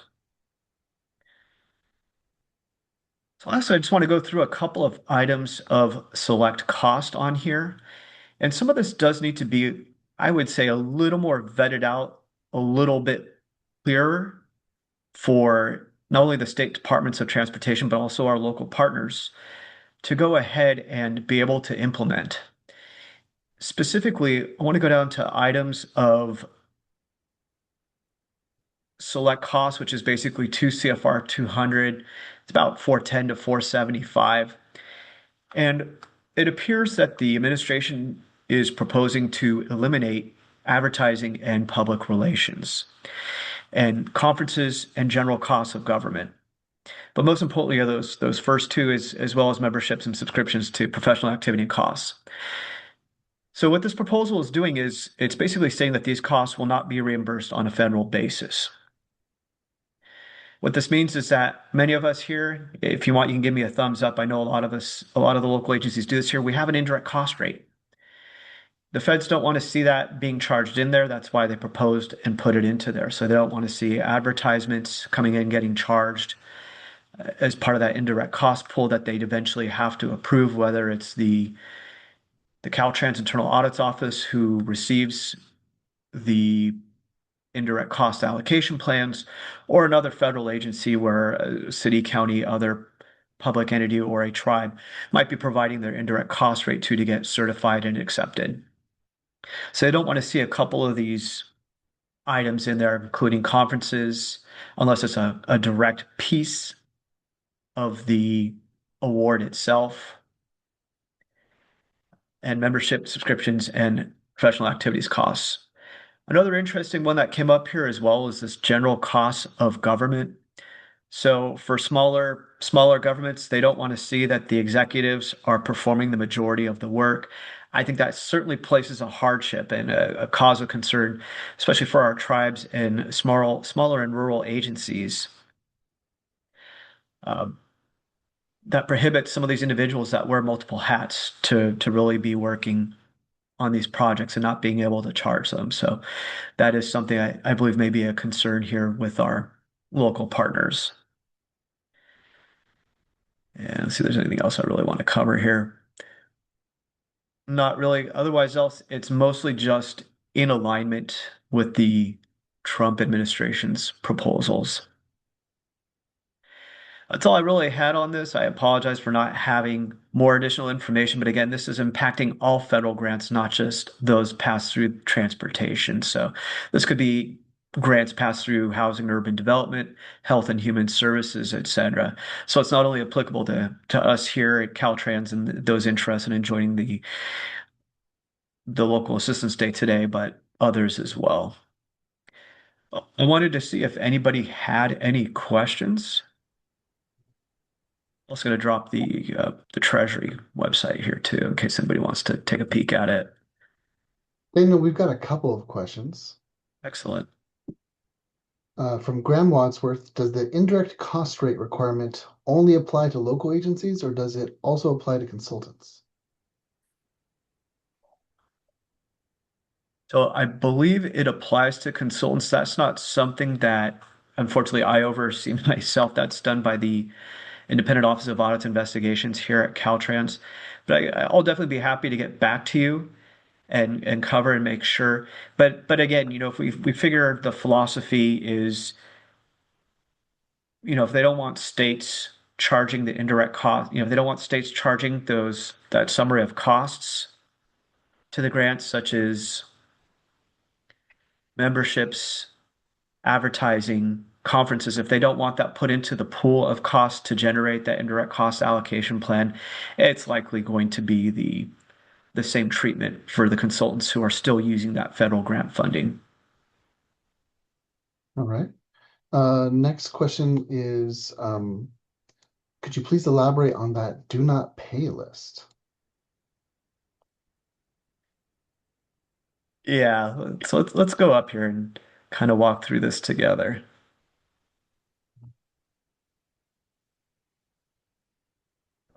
Federal payment. Okay.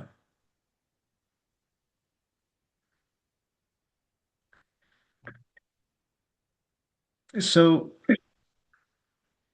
the Office of Management and Budget, on behalf of the Trump administration, just wants us to verify any recipient of federal funds or subrecipient to verify that a firm or company is not barred or does business with perhaps an agency or a country on a watch list, perhaps. And so we'll go, one of the examples that they provided in the proposed rulemaking was using the U.S. Treasury's do not pay system as a nexus. So again, what we would prefer to see and what is recommended as a best practice is you get a registration here. There's going to be a requirement for you to log in. So you have a web portal login. We're getting started here. I'm not going to go through this. I only have a few minutes to talk about this. You're going to go ahead and put in the entity's name into the search column. And then you're going to go ahead and screenshot the results to say, hey, this person was not on, this individual, this firm was not on the do not pay list.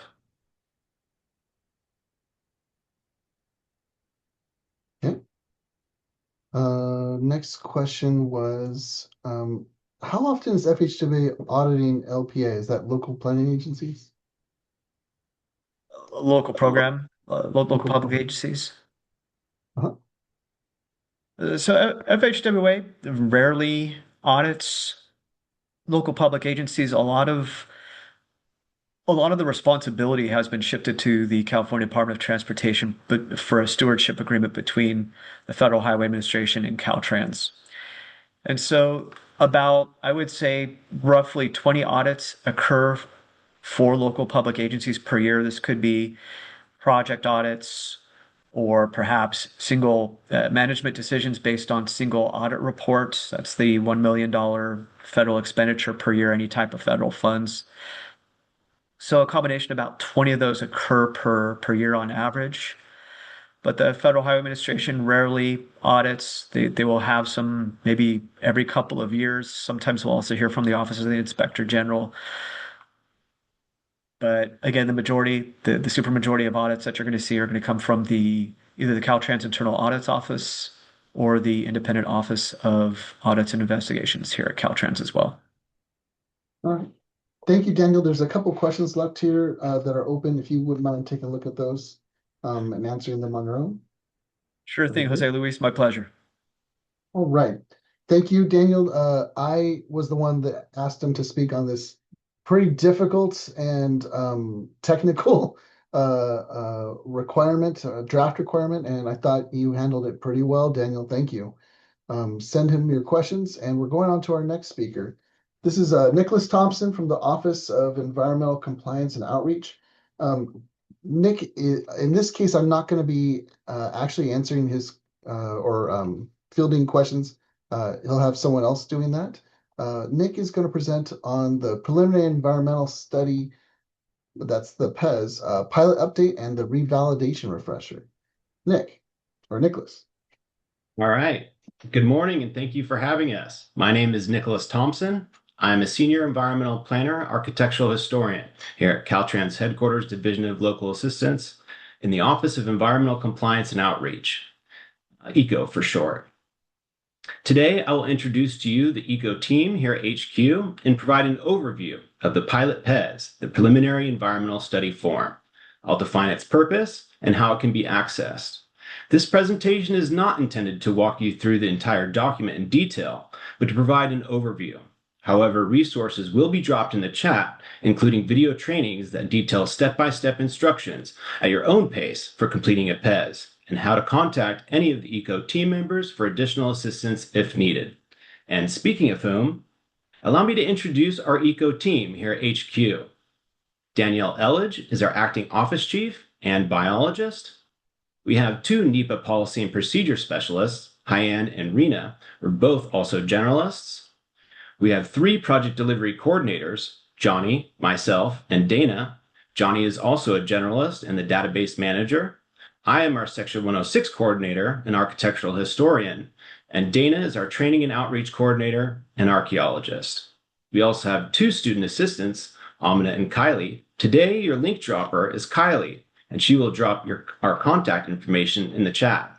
At the end of the second presentation, Kylie will also drop a file in the chat that includes all the links used today, so no need to worry about missing anything. So let us review the purpose of a PES. Caltrans Division of Local Assistance uses the PES as a scoping tool, specifically for scoping out the NEPA environmental compliance. The PES can be found online or in Chapter 6 of the Local Assistance Procedures Manual, LAPM Exhibit 6A. Links to the PES and the LAPM are being dropped in the chat. The PES is considered a living document, as it can be updated as the project develops and becomes more defined. The PES form is the environmental first step for local agencies. Its submittal allows DLA to learn of a project and the potential environmental impacts of that project, so its completion is crucial. Local public agencies fill it out and send it in. It's important to note that often the PES is filled out before there is a federal project number. But if a consultant works on the project prior to that number being assigned, the consultant will not be reimbursed. Also, we recommend LPAs to seek assistance from Caltrans district staff in completing the PES if needed. ECO staff is also available for support. So why should we fill out the PES? The PES allows us to understand the full scope of your project, however big or however small. It allows us to assess the potential for federally protected resources in the project area, like biological resources, like the protected desert tortoise. Say you are building a new road in the Mojave Desert and desert tortoise habitat. You may need to construct a safe tortoise crossing, or a new road in Modoc County and may need to construct a safe crossing for the protected gray wolf, or cultural resources, such as if your project area is with known archaeological sites, traditional cultural places, or historic properties. Like widening a road and constructing a new curb ramp next to the historic Mentone Masonry Firehouse that was originally a stagecoach stop, or widening a historic bridge like the City Creek Bridge, a 1940 concrete arched bridge, or building an overpass and have to move a historic fountain or replace masonry curbs on historic Euclid Avenue, built in 1883. The PES helps us determine the NEPA class of action or the level of environmental document required, and it helps to identify what technical studies and permits will be required for the project.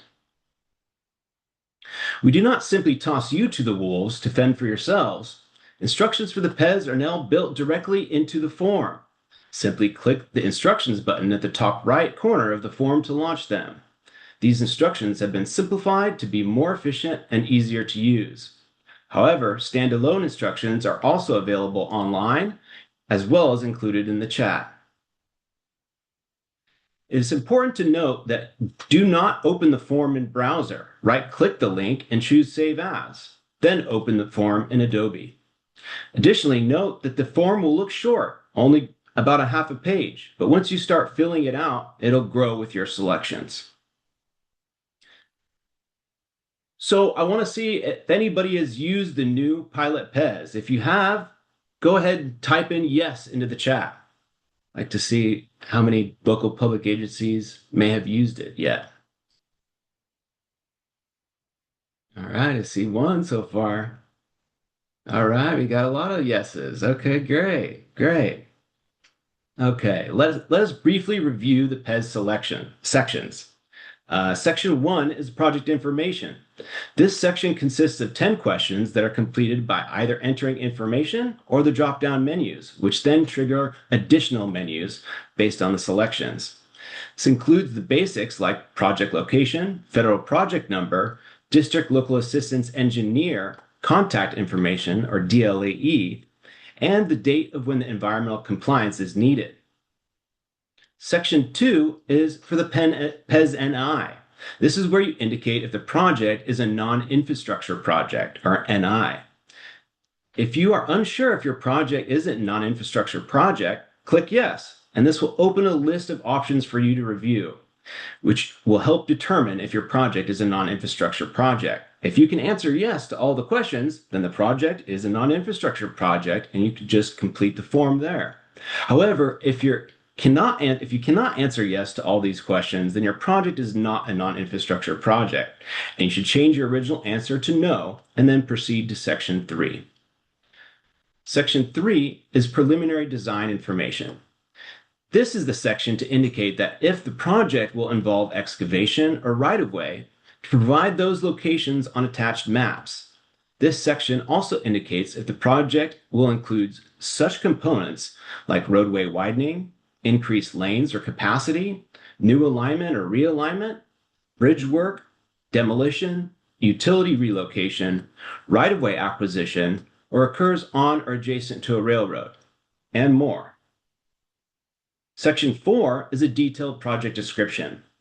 You'll need to provide a purpose and need statement. A project's need is an identified transportation deficiency or problem, and its purpose is a set of objectives that will be met to address the transportation deficiency. Ideally, this should be 1 to 2 sentences in length.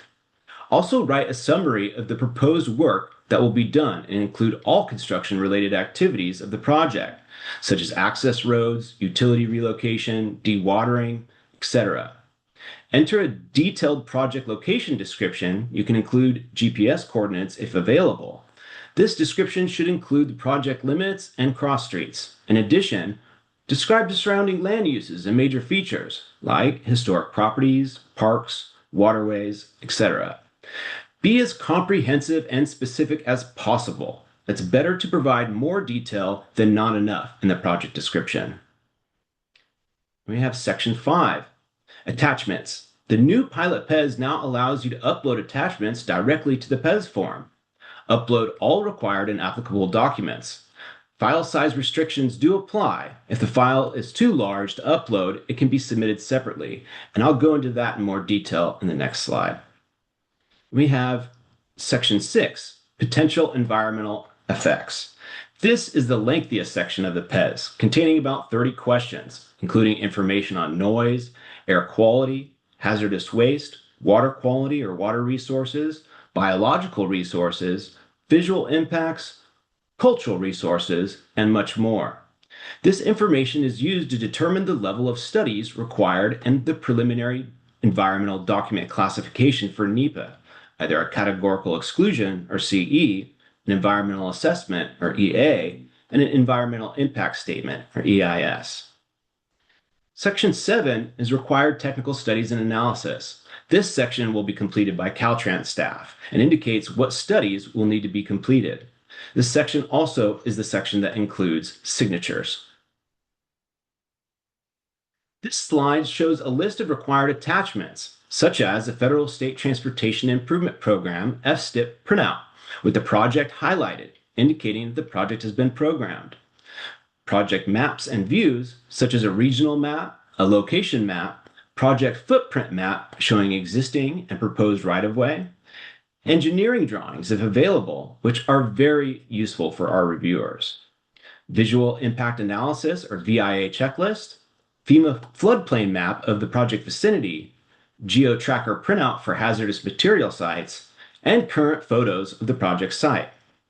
Like I said previously, attachments now can be electronically uploaded directly to the PEZ form for submittal to Caltrans. However, if the attachments are too large, over 20 megabytes combined, you'll receive this pop-up to notify your district environmental staff who can set up a filer folder for you to upload them, because sometimes the files are too large to send in an email, and this is a secure way to transfer large files. Though not required, including these two federally threatened and endangered species lists as attachments will help facilitate your PEZ and biological review. The United States Fish and Wildlife Service. In fact, the bald eagle is no longer on the federal threatened and endangered species list after 2007 following a successful population recovery, but it is still protected under the Bald and Gold Eagle Protection Act and Migratory Bird Act Treaty. The National Marine Fisheries Service, or NMFS, fact, specific regional populations of Chinook and king salmon are on the federal threatened and endangered lists, though the entire species as a whole is not. Endangered population areas include Sacramento River during the winter run. ECO has been piloting this new, smarter, and easier to use PEZ form for some time now and soliciting comments from users. If you have any issues with the new pilot PEZ, please email our pilot PEZ developer, Johnny O'Shallam, and CC our acting office chief, Danielle Elledge. Their emails are also being dropped into the chat now. Your comments on the new pilot PEZ will help us refine the form and correct any issues. And in January of 2027, this PEZ form will become the standard one used, fully replacing the old version. So please begin using it now. And like I said, you can contact us if you have any issues. This concludes the pilot PEZ portion of my presentations. Now we'll take a few minutes to answer any questions you have. And Kylie, go ahead and see if we have any questions we have here. Yes, anonymous attendees asking, can we still use the old PEZ version? You may still use the old PEZ version until January 2027, but we recommend you start using it now because that will be fully replaced in January of 2027. Yeah. Do we have any more questions? It does not look like we have any other questions at this time. Oh, it looks like we have one in the chat. Henry is asking, how does Adobe Signature work with the new PEZ form? Yes, so the new PEZ form uses Adobe signatures. So it's the same process as any Adobe form with signatures. So you just go ahead and upload your signature via the Adobe sign. And if you have any issues with the signatures, you can reach out to us and we'll be happy to help you. Michelle is asking, how does the information get shared? Like a PDF? Yeah, the information, I'm not sure exactly what you're saying. Yeah, so the form is a PDF form. The attachments are attached, and there's a button that when we receive it, we click the button and it opens the attachments. But yeah, it's like one PDF form, and the attachments are now uploaded to that PDF form instead of multiple documents. Hopefully that answers the question. And then we have a little bit of a longer question here. It seems from Anonymous, it seems like on many simple infrastructure projects like sidewalk gap closures or signal improvements that are federally funded, there are often an unnecessary amount of studies that end up being required. Is there a way for certain aspects of PES and studies to be better fast-tracked for projects like these that are taking place in already developed areas? For example, adding a 4-inch thick concrete sidewalk between a paved road and a developed property. Why are there cultural studies required when things like utilities, the road itself, and fences in people's front yards have already disturbed the ground more than the sidewalk work would? Yeah, typically, a sidewalk project may be able to be screenable. It really depends on what previous cultural resources have been documented in the area and what your ground disturbance depths may be, specifically for archaeological sites. But typically those type of projects can be screened and can move forward quite quickly. So if you have issues with those projects, reach out to your environmental staff in the district, or you can reach out to us and we'll help try to facilitate a more streamlined process for your simple projects like that should be screenable. Yeah.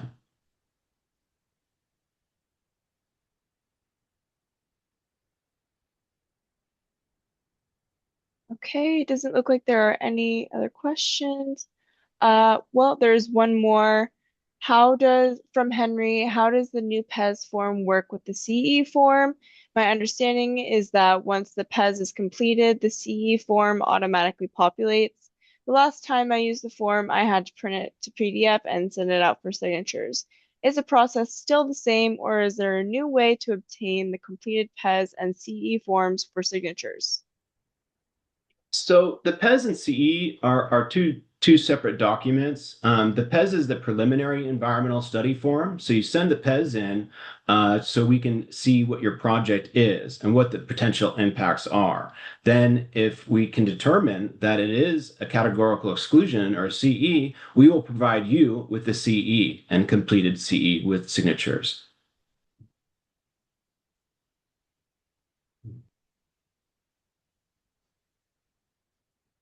Okay, well, if that's all the questions on the PES, if you have any more, feel free to reach out to us. Thank you very much, Nicholas and Kylie, for your presentation and taking all the questions. I haven't had to fill one of these out yet, but I'm very excited to use the new form. Thank you. Great, great. Now, our next presentation comes from Stacy Salazar. I have one more presentation. One more. Oh, sorry. I thought, keep going then. Okay. Okay, this revalidation overview focuses on NEPA compliance for local assistance projects. This overview is not intended to provide a detailed step-by-step instruction on how to complete your NEPA revalidation for the sake of time. However, on-demand video training links with step-by-step processes are being dropped into the chat, so you may train at your own pace. Also, Caltrans district and eco staff are always available to provide assistance. Let's look at the foundational principles of NEPA revalidation. Essentially, this is your health check for environmental compliance. It ensures that the documentation that was previously cleared is still accurate and legally defensible before the project moves to the next phase. Definition: revalidation is a formal determination. We are asking, does the original environmental document or CE still hold up? If the conditions have not changed, you are good to go. If the conditions have changed, however, you then identify what supplemental documentation is needed to bring the project back into compliance. Process: revalidation is a continuation, not a reset button.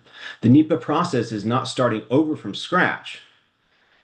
Think of revalidation as a bridge that connects the initial environmental approval to the current stage of the project development.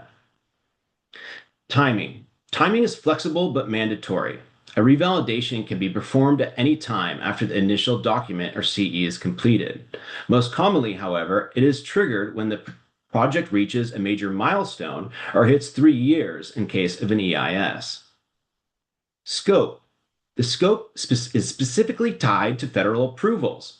If the project requires federal action, funding, or permits, the revalidation must cover the areas relevant to those specific approvals. You're looking for any substantial changes that have occurred since the last sign-off. Impact. A revalidation does not necessarily reopen original NEPA decision, depending on the degree of changes. Revalidation is a targeted review to ensure the decision remains valid based on the current facts on the ground. Our work is governed by 4 key layers of authority and guidance, a combination of federal, state, and departmental. Code of Federal Regulations 23, Section 771129 is the primary regulation for NEPA revaluations. Joint federal guidance includes the 2019 guidance that provides consistency across FHWA, FRA, and FTA, Federal Highway Administration, Federal Rail Administration, and the Federal Transit Authority. State regulations through NEPA assignment MOUs allow FHWA to delegate these federal responsibilities directly to Caltrans. Caltrans department manuals include the Standard Environmental Reference, or SER, Chapter 33, and the LAPM Chapter 6 for local assistance projects. A link to the SER is being dropped in the chat now. A link to the LAPM was previously provided. When you perform a revalidation, you're not simply checking the boxes. You're building a mini administrative record that consists of 3 main elements: trigger documentation, environmental changes, and validity determination. For trigger documentation, you must clearly document the conditions that led to revalidation, whether it is a specific milestone like right-of-way acquisition or simply a lapse in time. For environmental changes, you provide a summary of any changes to the project scope, the physical setting, or the resulting impacts or mitigation measures. For validity determination, you conclude with a formal statement on whether the original environmental decision remains valid or if the supplemental documentation is now required in order to move forward. You're essentially proving that the original NEPA decision still covers the project as the project exists today. So to recap, how do you know when it is time to revalidate? Basically, there are 3 main target times to keep on your radar. Number 1, the next major approval. When moving into a new federal phase, like final design, right-of-way, or construction, you need to double-check that the NEPA document is still valid and sufficient. Number 2, project changes. If there is a change in the project scope, the setting looks different, or you discover new environmental impacts or mitigation needs, you need to stop and revalidate. Number 3, the 3-year clock for EISs only is running out. For EIS projects specifically, there's a 3-year clock that if that much time passes between key milestones or after a final EIS without a major action, you're required to prepare a written evaluation. The bottom line is if the project has changed or if it has simply been a while, it's time to revalidate to ensure environmental compliance is still current. You may be wondering how revalidation is documented. Minimal documentation may be needed. For minor or no changes, the process is streamlined. Some cases, a simple verbal exchange documented through a memo to file or an email chain is sufficient. Remember to save that email to file. Standardized forms are available. When formal documentation is required, Caltrans and FHWA use a standardized NEPA revalidation form. This form is available on the Caltrans SER website under Forms and Templates, under Technical Studies and Guidance. This form is also being dropped into the chat. This ensures consistency across all projects and helps streamline the review process. This concludes today's presentation on NEPA revalidation. Listed here are the email addresses of our ECO staff. Feel free to reach out to us should you have any questions or require assistance in the future. This information is also being included in the document being dropped into the chat. Remember, this file includes all the links used today and a few extras. Thank you. Now we can take any questions you may have on revalidation. Do we have any questions yet?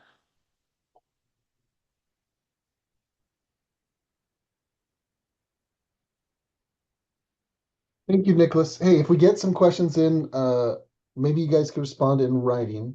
What I'd like to do is move on to our next presentation. This was really helpful. NEPA revalidation, I've always heard of it, never known what triggers it. So lots of good information. Thank you, Nicholas. Thank you to your staff. We're going to move on to our next presentation, but go ahead and drop your questions in there and they can get them answered. Our next presenter is Stacy Salazar, supervisor from the Subvention Management Branch of Local Assistance. Stacy's going to present on the updated Cooperative Work Agreement schedule. That's the CWA schedule. Stacy Salazar. Stacy. Hi there. Thank you very much. I just wanted to alert all the local agencies with current active projects whose funds may be expiring in June of next year that the cooperative work agreement timeline is going to be moved up this year to allow for holidays. The current existing timeline, which you see on your screen, started typically the beginning of December and would be sent to the local agencies and to the Caltrans district offices for review and input around the third week of December and would run through the second week of January. Unfortunately, this coincided with many of the major holidays, and many local agencies were either had staff who were on vacation, and some agencies actually shut down. So what we decided to do was move up the CWA to allow local agencies to take their vacations in peace. And we have moved it to the starting the beginning of October. We're going to be running and vetting all of the reports and sending out the CWA reports to agencies and district offices around mid-October. And the third week of November is when the responses will be due back to our headquarters Office of Subvention Management. And this will allow budgets and Caltrans budgets and local assistants to review all of the responses and ask any questions that we may have from December through January and still meet our Department of Finance guideline. So that is it. If you have any questions, please let me know. And you can always, yes. I'm not going to let you off that easy. You got to go back. Okay. Yes. At any given agency, there's people who don't know what a CWA is. And when you spell it out for them, it like still doesn't tell them what a CWA Doesn't is. say, I know. It's an odd thing. It's a cooperative work agreement, and it is legislation that allows funding to be extended an additional 2 years for local agency projects. So depending on the type of funding that you get, if it's not CTC voted and had funds that are CTC voted have to comply with the tough regulations, timely use of funds, but all of the other funds that are granted are what we call our pass-through funds, our formula funds. Those are allowed to get a 2-year extension. And so instead of expiring in June of 2027, they will expire in June of 2029, allowing local agencies to complete their projects. Now, if I recall, it's not on the East 76, or maybe it is on the East 76. It's on that program supplement agreement. Where would a local agency find the date that their funding expires? The finance letter. Finance. That will be on the finance letter. It should have a little box towards the bottom that says when the funds expire. And so local agencies ought to, for all of their projects that are funded, the CMAQ, STBG, HSIP, Highway Bridge Program, they should have some little table, a chart, where they have a column for like, does it need a CWA, and they put in their expiration date, and then they would know if it's coming up. But you guys are going to send out notice earlier now, October, you said? Yes, they will be sent out mid-October for the CWA, so we don't have to worry about trying to squeeze it in before or after major holiday time. So here's kind of how I would suggest, if you're an agency and you're hearing CWA for your first or second time, think of it as chance to get a couple more years to spend your money for non-CTC funded projects. Is that, yeah. Correct. Cool. And I don't know if I can speak for everyone, but I'm thrilled that you guys are doing this before the holidays. When that thing comes out, I think it's always some sort of panic between the project manager and the finance department. We got to fill this thing out. what's a CWA? And Yes. And if anybody has any questions at all, they are free to contact me. I can drop my email in the chat. And if anybody has any questions, they can just send them to me directly. all right, I see one question related to your I think it's your presentation. That is, when a CWA is approved, will a new finance letter be sent out showing the new fund expiration date? No, but we can, if they ask their DLAE, they should be able to get a copy of it. But the finance letters are not automatically revalidated for the CWA projects just because we typically have between 250 to 400 CWA projects per year. And that's just too many to have to revalidate all the funding on, because when you redo the finance letter, the local area engineer has to recertify all of the funding. And so if projects that are multi-funded, it's just too time consuming. Now, but it will show. We got one person writing in, Christina Ramani says, my finance letter doesn't have an expiration date at the bottom. What would you say to that, Stacy? I would say contact your DLAE and they should have that information. When I look at the finance letters, I see it on ours, but it may just be an older copy or one that is not sent to the agencies. I am unaware. I typically don't deal with people. They don't let me. Okay.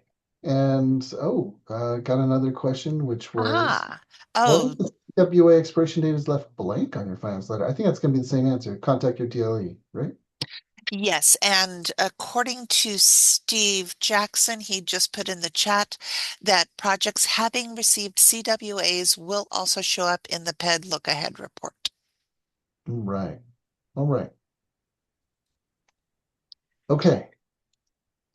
Stacy, if you could just take a look at the questions coming in and I will. the answers.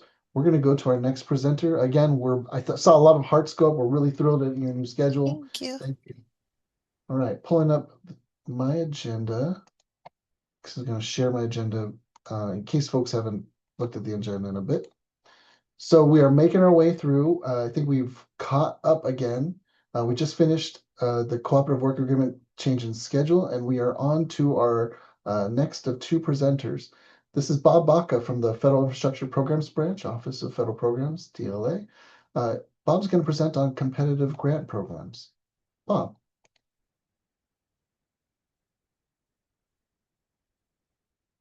Bob, if you're talking, I can't hear you on my end.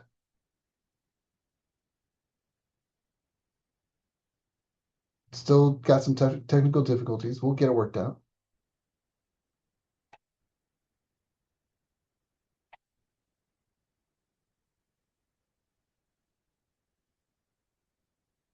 Can you hear me now? Yes. Great, Bob. It was working earlier. Very strange. All right, we got you. So let's go with this. Awesome. Okay, so thank you, Jose Luis. We're going to have a presentation now on competitive grant programs. And I could say a lot on this, but I've been asked to do this particular presentation on our streamlined obligation process that we've recently implemented to help our competitive grant programs get through to obligation. So for those of you that don't know me, I'm Bob Baca. I'm the branch chief of the Federal Infrastructure Programs Branch, and that's part of our Office of Federal Programs and the Division of Local Assistance. Okay, so getting into it, what is a competitive grant program? So we have a whole... Sorry, Bob, can you share your screen? Oh, yes. Thank Sorry about that. All right, let's see here. Find my share screen button. That I did. Oh, there it is. Okay. Okay, so let's go ahead and show the screen. You should be able to see the screen now. It's coming. Got it. There it is. Awesome. Okay. Thank you. All right. So competitive grant programs. So I'm gonna let me back up just for a second. I'm gonna talk about the streamlined obligation process that we've recently put into place to help these projects get obligated. So what is a competitive grant program, you may ask? So here's a bunch of acronyms of the different programs administered through our office for which this streamlined process works. If you're curious about what these acronyms mean, you can go to our local assistance website. We've got the webpage link down below, and it'll spell out what these programs are. And they're all very different programs, but they're basically programs get submitted to federal government directly from the local agency and selected by the federal government, and then are competitively selected and come through. But these projects all have to have project-specific agreements in addition to the master agreements that local agencies need.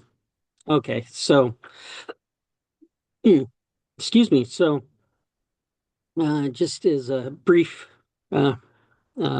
review, these projects generally get awarded by FHWA. The FHWA program manager sets up a project kickoff meeting with each individual program local agency that has an awarded project. So for each project, they have a kickoff meeting. In that kickoff meeting, they make a decision, the awardee, as to whether they want to work directly with FHWA and be reimbursed directly from FHWA using Caltrans only for the NEPA approval.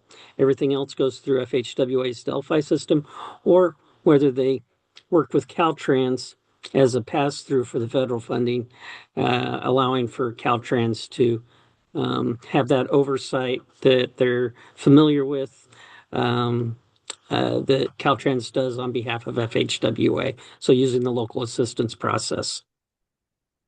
Okay, the direct recipient method only requires a recipient agreement, and while the subrecipient process requires a recipient agreement and a designated subrecipient agreement.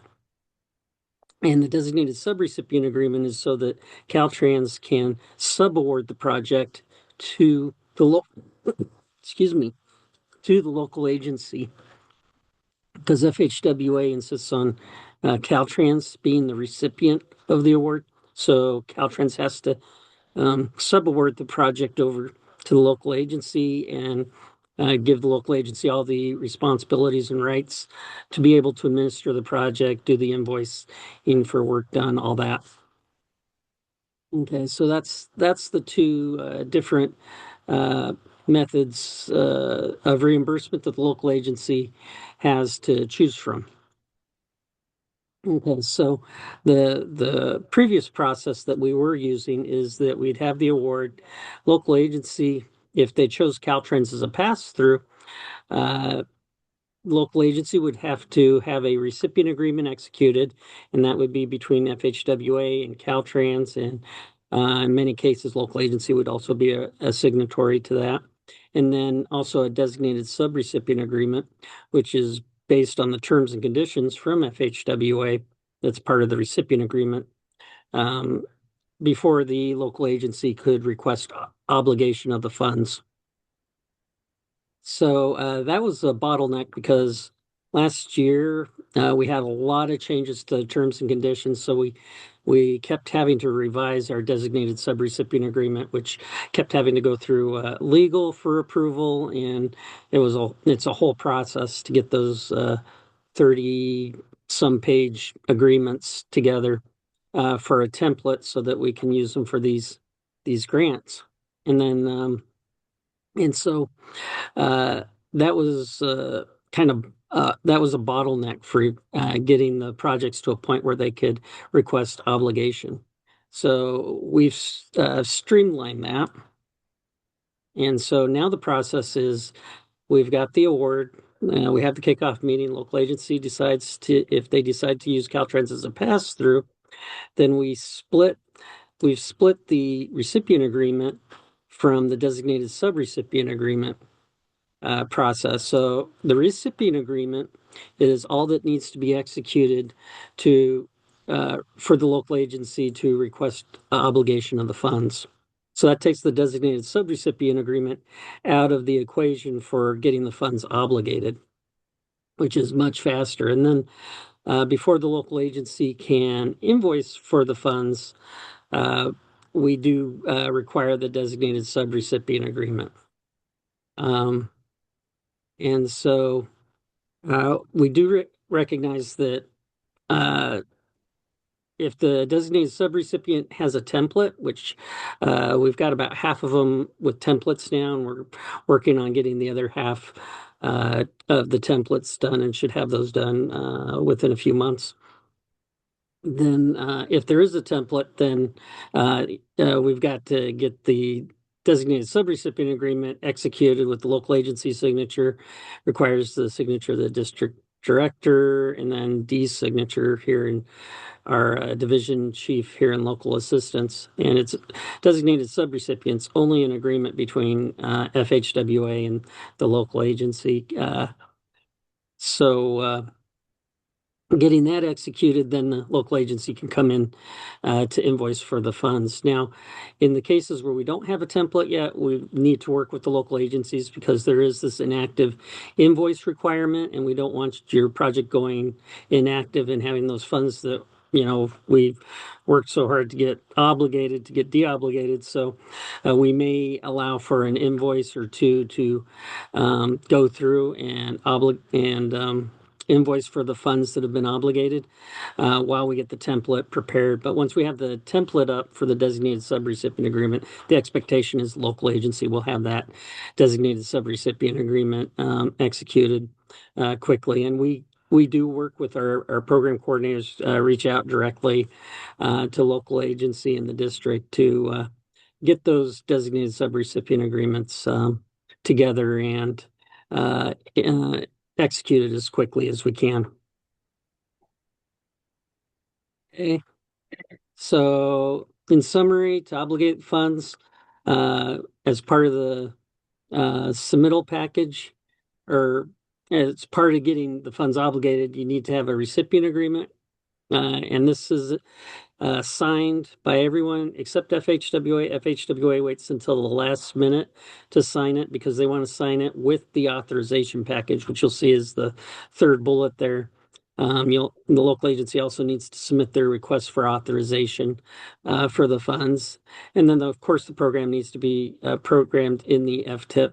So I added that in there because as a reminder that, make sure that project is programmed in the FTIP so that you don't run into problems getting the request for authorization approved through our Office of Program Management and Oversight.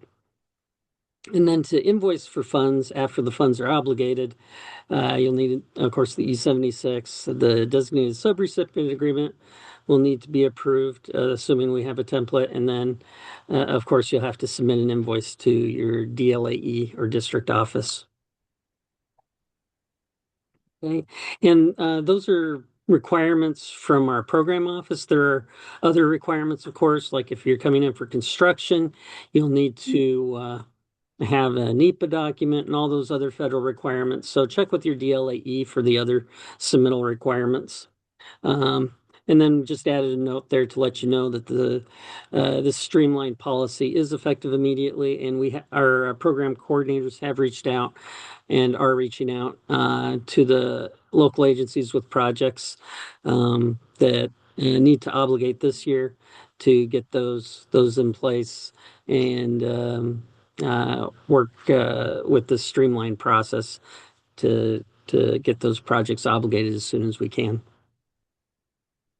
Okay, and that's the essence of my presentation. Any questions? Let's see. It looks like a question came in. I think this might be for you. Yeah, this is from Madison Coelho. Is the designated subrecipient agreement the same as a PSA? No. So there's a master agreement, which all local agencies have to have to qualify for federal funding through Caltrans. And then the PSA is a program specific, usually adds supplemental language.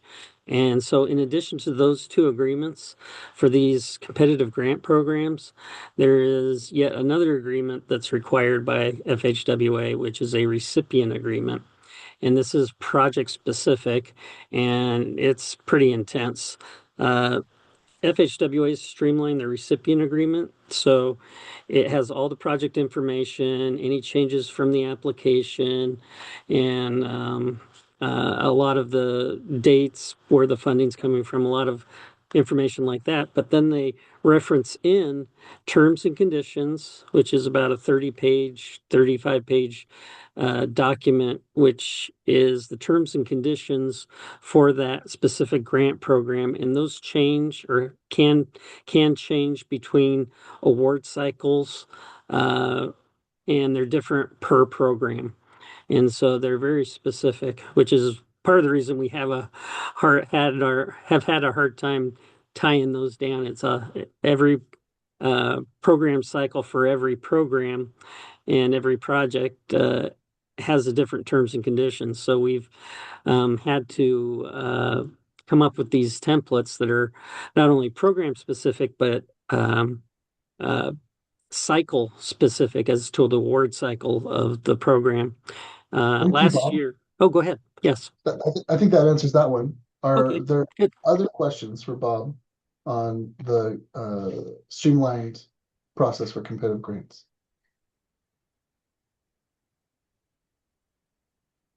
Okay, all right. Thank you, Bob. If there's Great. any questions pop up, oh, looks like one just got in.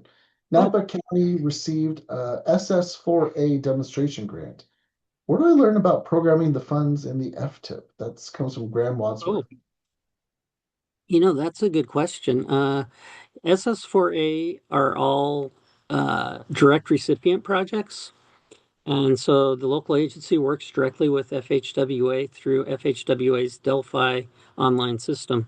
So they'll only come to Caltrans district for their NEPA approval. And but for the obligation and reimbursement and even guidance on the project, they go directly and work directly with the FHWA California division.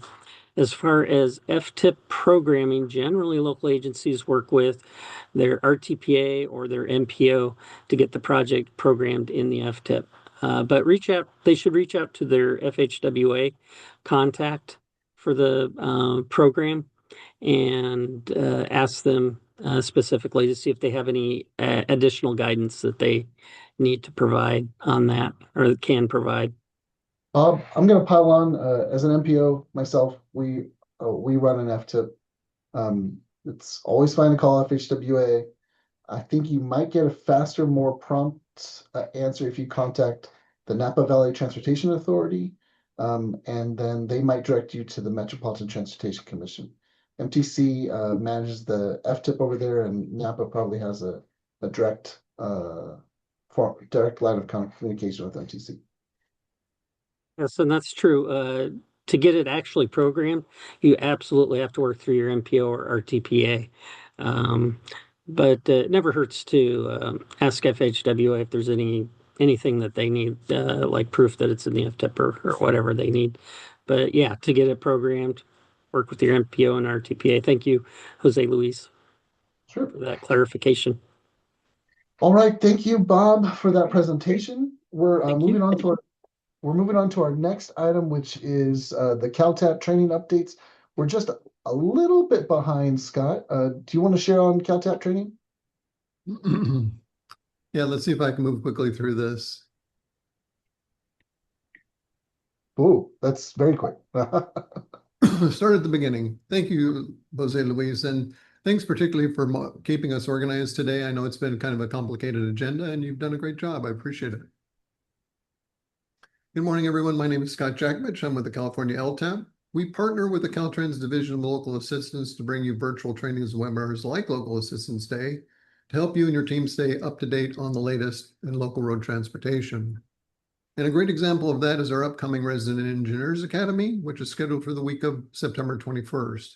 If you're an RE or have a similar accountability role in managing a federal aid construction project, this course should be a priority for you.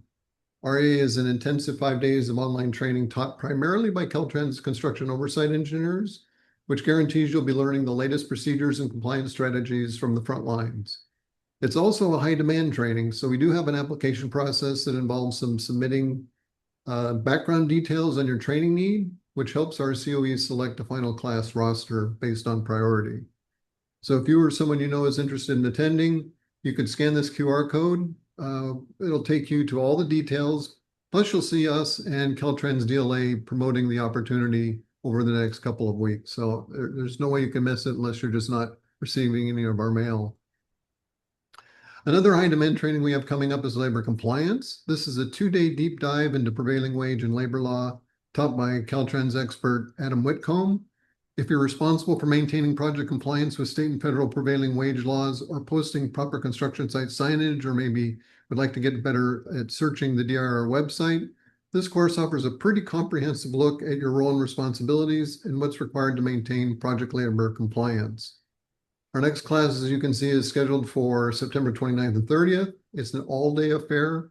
You'll be able to register for that in a couple of weeks once we get that opportunity posted. So just stand by. You'll see an announcement coming up for that.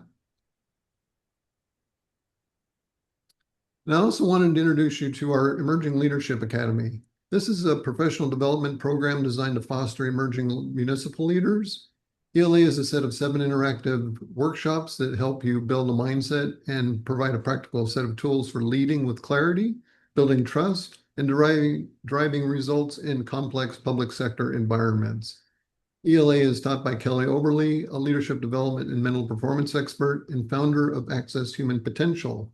For her day job, Kelly partners with corporate and athletic organizations to help them achieve high performance outcomes, so you and your staff will be in good hands. If you missed our July class, we're looking to schedule another in the fall. So again, if you're interested, just keep an eye out for that announcement, which should be forthcoming soon. And another class I wanted to give you a heads up on is our AI prompt engineering for public works. This is a 4 hours of hands-on training with ChatGPT to help you get more comfortable with how these large language models work and how to make them work for you. Today's AI tools can be incredibly helpful in assisting with your everyday work. You just need to know how to build prompt requests that achieve your intention and avoid common problems. Fall dates for this class will be announced soon, but we do expect it to be held before the end of 2026.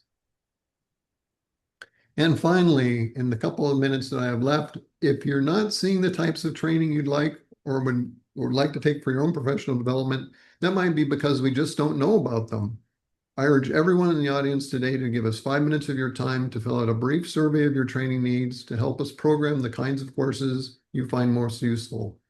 It's pretty easy and super helpful for us. Scanning this QR code will take you directly to the survey, which you can complete on your phone, tablet, or desktop. And like I say, we take all these inputs to heart. It's part of our annual planning, so you can help us set up the 2027 planning schedule that better fits your needs.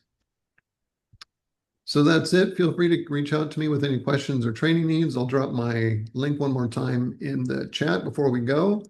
And if there are any topics you're having a hard time finding or anything that I can answer, I'll help it run that down for you. Jose Luis, back to you. Fantastic. I just forwarded this out to my local agencies. The Resident Engineers Academy is very important. I'm going to just add on to it. Someone from every city and county in your region, if you're one of those cities or counties, someone from your staff or your hired consultants needs to have taken this class. If they haven't taken it in a while, it may be time for a refresher. And applying doesn't necessarily mean you're going to get in. It fills up. There is an application process. Thank you for offering this class, and very excited. So we're down to the last final 4 minutes. Closing remarks. I'm really glad that folks engaged, that we got some really good questions and answers. I like that this format for folks being able to, presenters being able to answer questions after they're done presenting so that we can move on to the next presenters. I thought the content was like important, relevant, and timely, and I'm looking forward to the next one. Anyone else want to provide any feedback in the final 2 minutes we have here? I'm seeing stuff coming in. Excellent information. Thank you for the compliments on facilitating. I'll be doing the rest of them for the next year. All right, everyone. Well, I'm going to give you guys 3 minutes back. Enjoy your lunch and good afternoon.